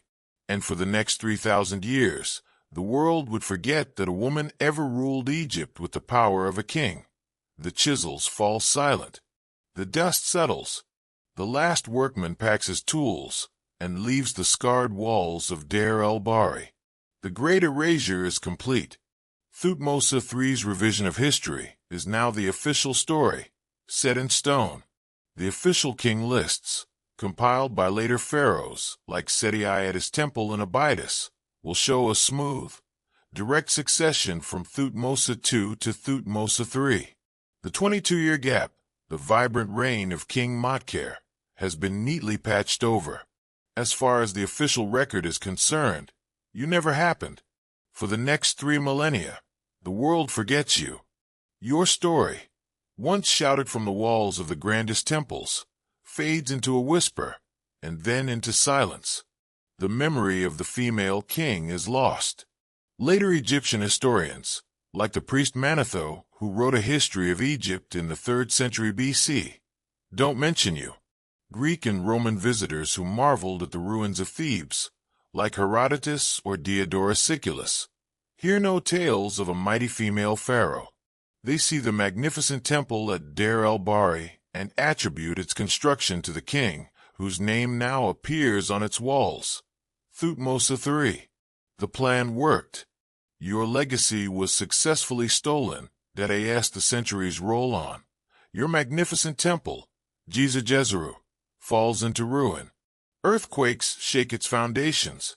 The vibrant paint fades under the relentless Egyptian sun. The smashed pieces of your statues remain buried in the pit where Thutmose's men dumped them. Later, in the Christian era, Coptic monks move into the ruins, seeing the sturdy, sheltered terraces as a perfect place for a monastery. This is where the site gets its modern Arabic name, Deir el-Bahari, the northern monastery.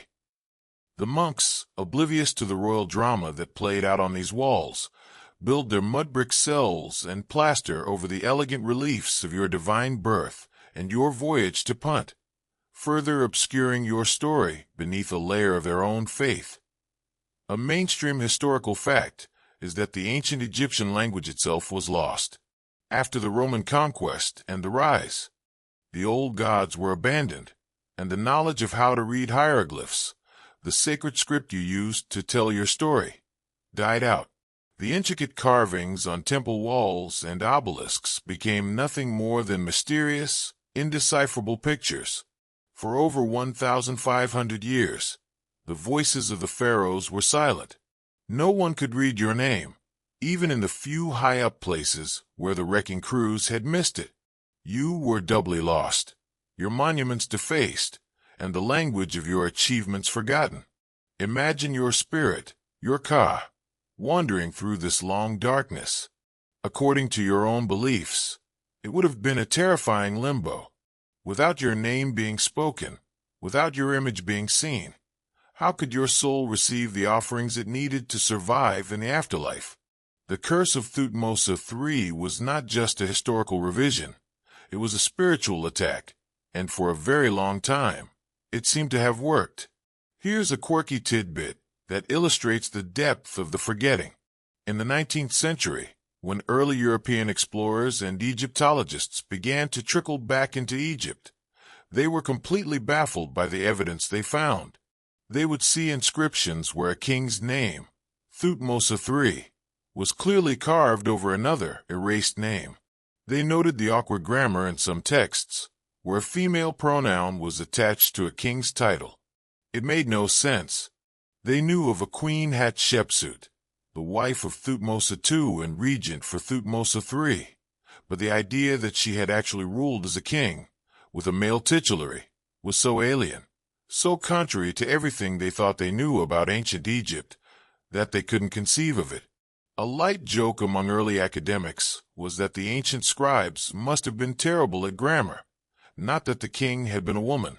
The consensus among these early, mostly male, Victorian-era scholars was that you must have been a wicked stepmother, a scheming, ambitious woman who stole the throne from a helpless boy.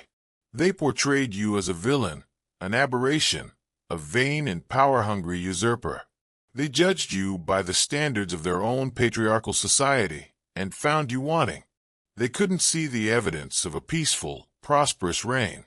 They could only see the unnatural act of a woman holding power.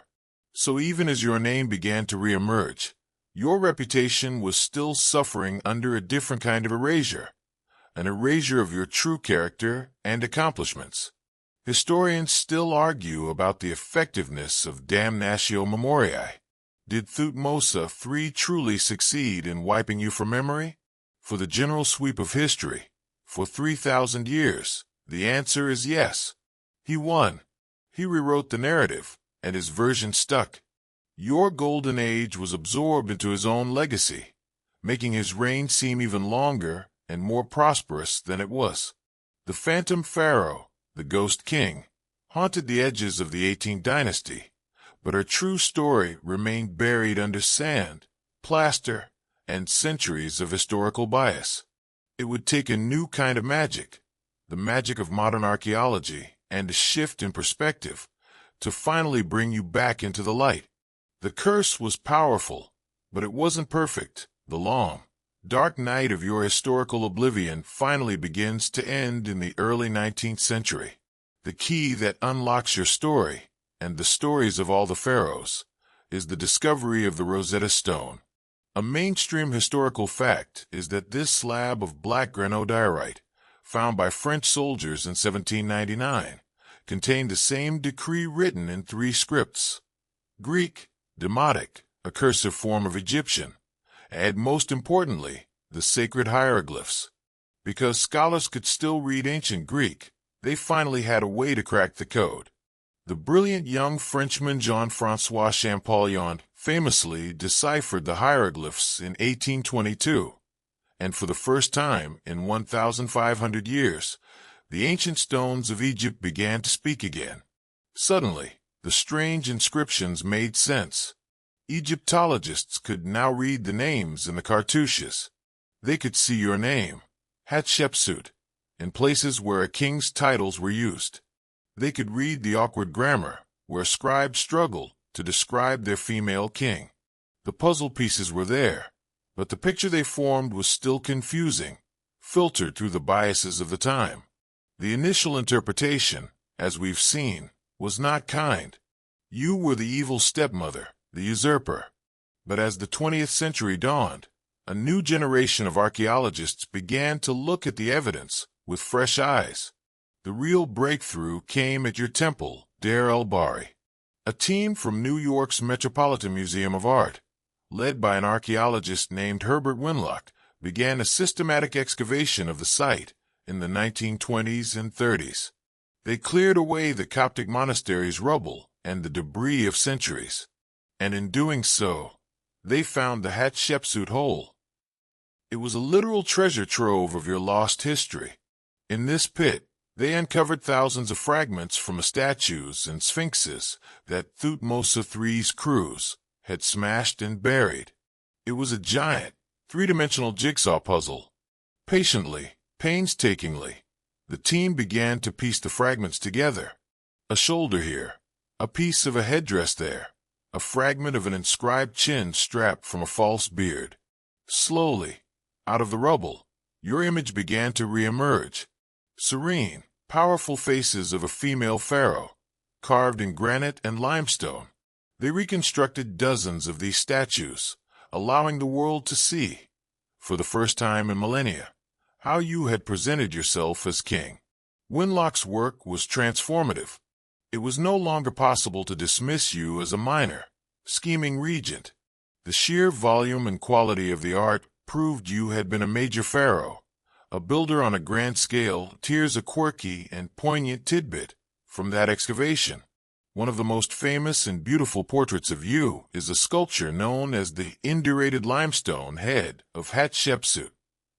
It shows you with delicate, serene features, a slight smile, and the holes in the earlobes for royal earrings, but wearing the Nemes headdress of a king.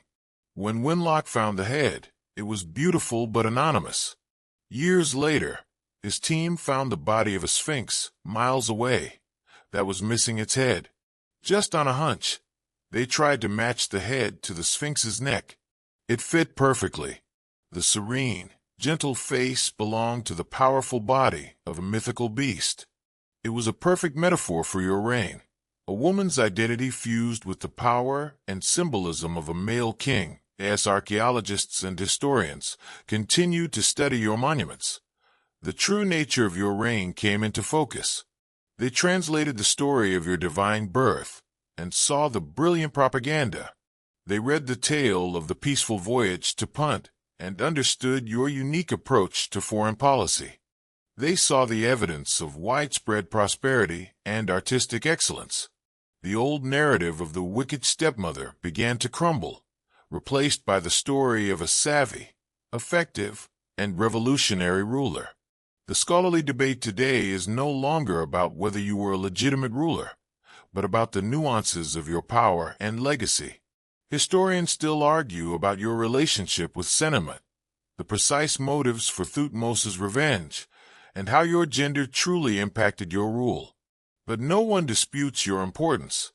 You have been restored to your rightful place as one of the most remarkable and innovative pharaohs of the 18th dynasty. You went from being a historical footnote to the star of your own story, a feminist icon before the word existed. A light joke would be that you played the long game and won. Thutmose III had 3,000 years, but you got the 21st century. Your final restoration, of course, was the identification of your mummy in 2007. This was the last piece of the puzzle. It brought you back not just as a historical figure, but as a human being, a woman who lived, ruled, and suffered from very human ailments. The journey was complete, from the golden throne of Egypt to the darkness of a defaced tomb, to a dusty museum drawer, and finally, back into the light of history. You had fooled the world into thinking you were a man to gain power, and then your successor had fooled the world into forgetting you ever existed. But in the end, the truth, like the stubborn granite of your obelisks, endured. The wind now softens as it blows through the colonnades of your temple at Deir el-Bahari, the stones warmed by the late afternoon sun. The tale of the erased king, who was actually a queen, has been told, a secret whispered across more than 3,000 years, from the chisels of angry men to the patient brushes of modern archaeologists. The story of Hatshepsut is a profound reminder that history is not always a fixed and finished thing, but a living narrative, constantly being uncovered, re-examined, and pieced back together from the fragments left behind in the dust. Her voice, once silenced with such furious determination, now echoes clearly from the past, a testament to a will so strong it could not be contained by tradition, nor permanently erased by vengeance. As you let this ancient drama fade, allow the quiet of the coming night to settle around you. feeling the weight of your own day begin to lift. The grand ambitions and epic struggles of the past can now give way to the simple, peaceful rhythm of your own breathing, a gentle tide pulling you slowly and surely toward the calm shores of sleep. After uncovering layers of secrets, lost records, and shocking contradictions, we've reached the final chapter of the mystery.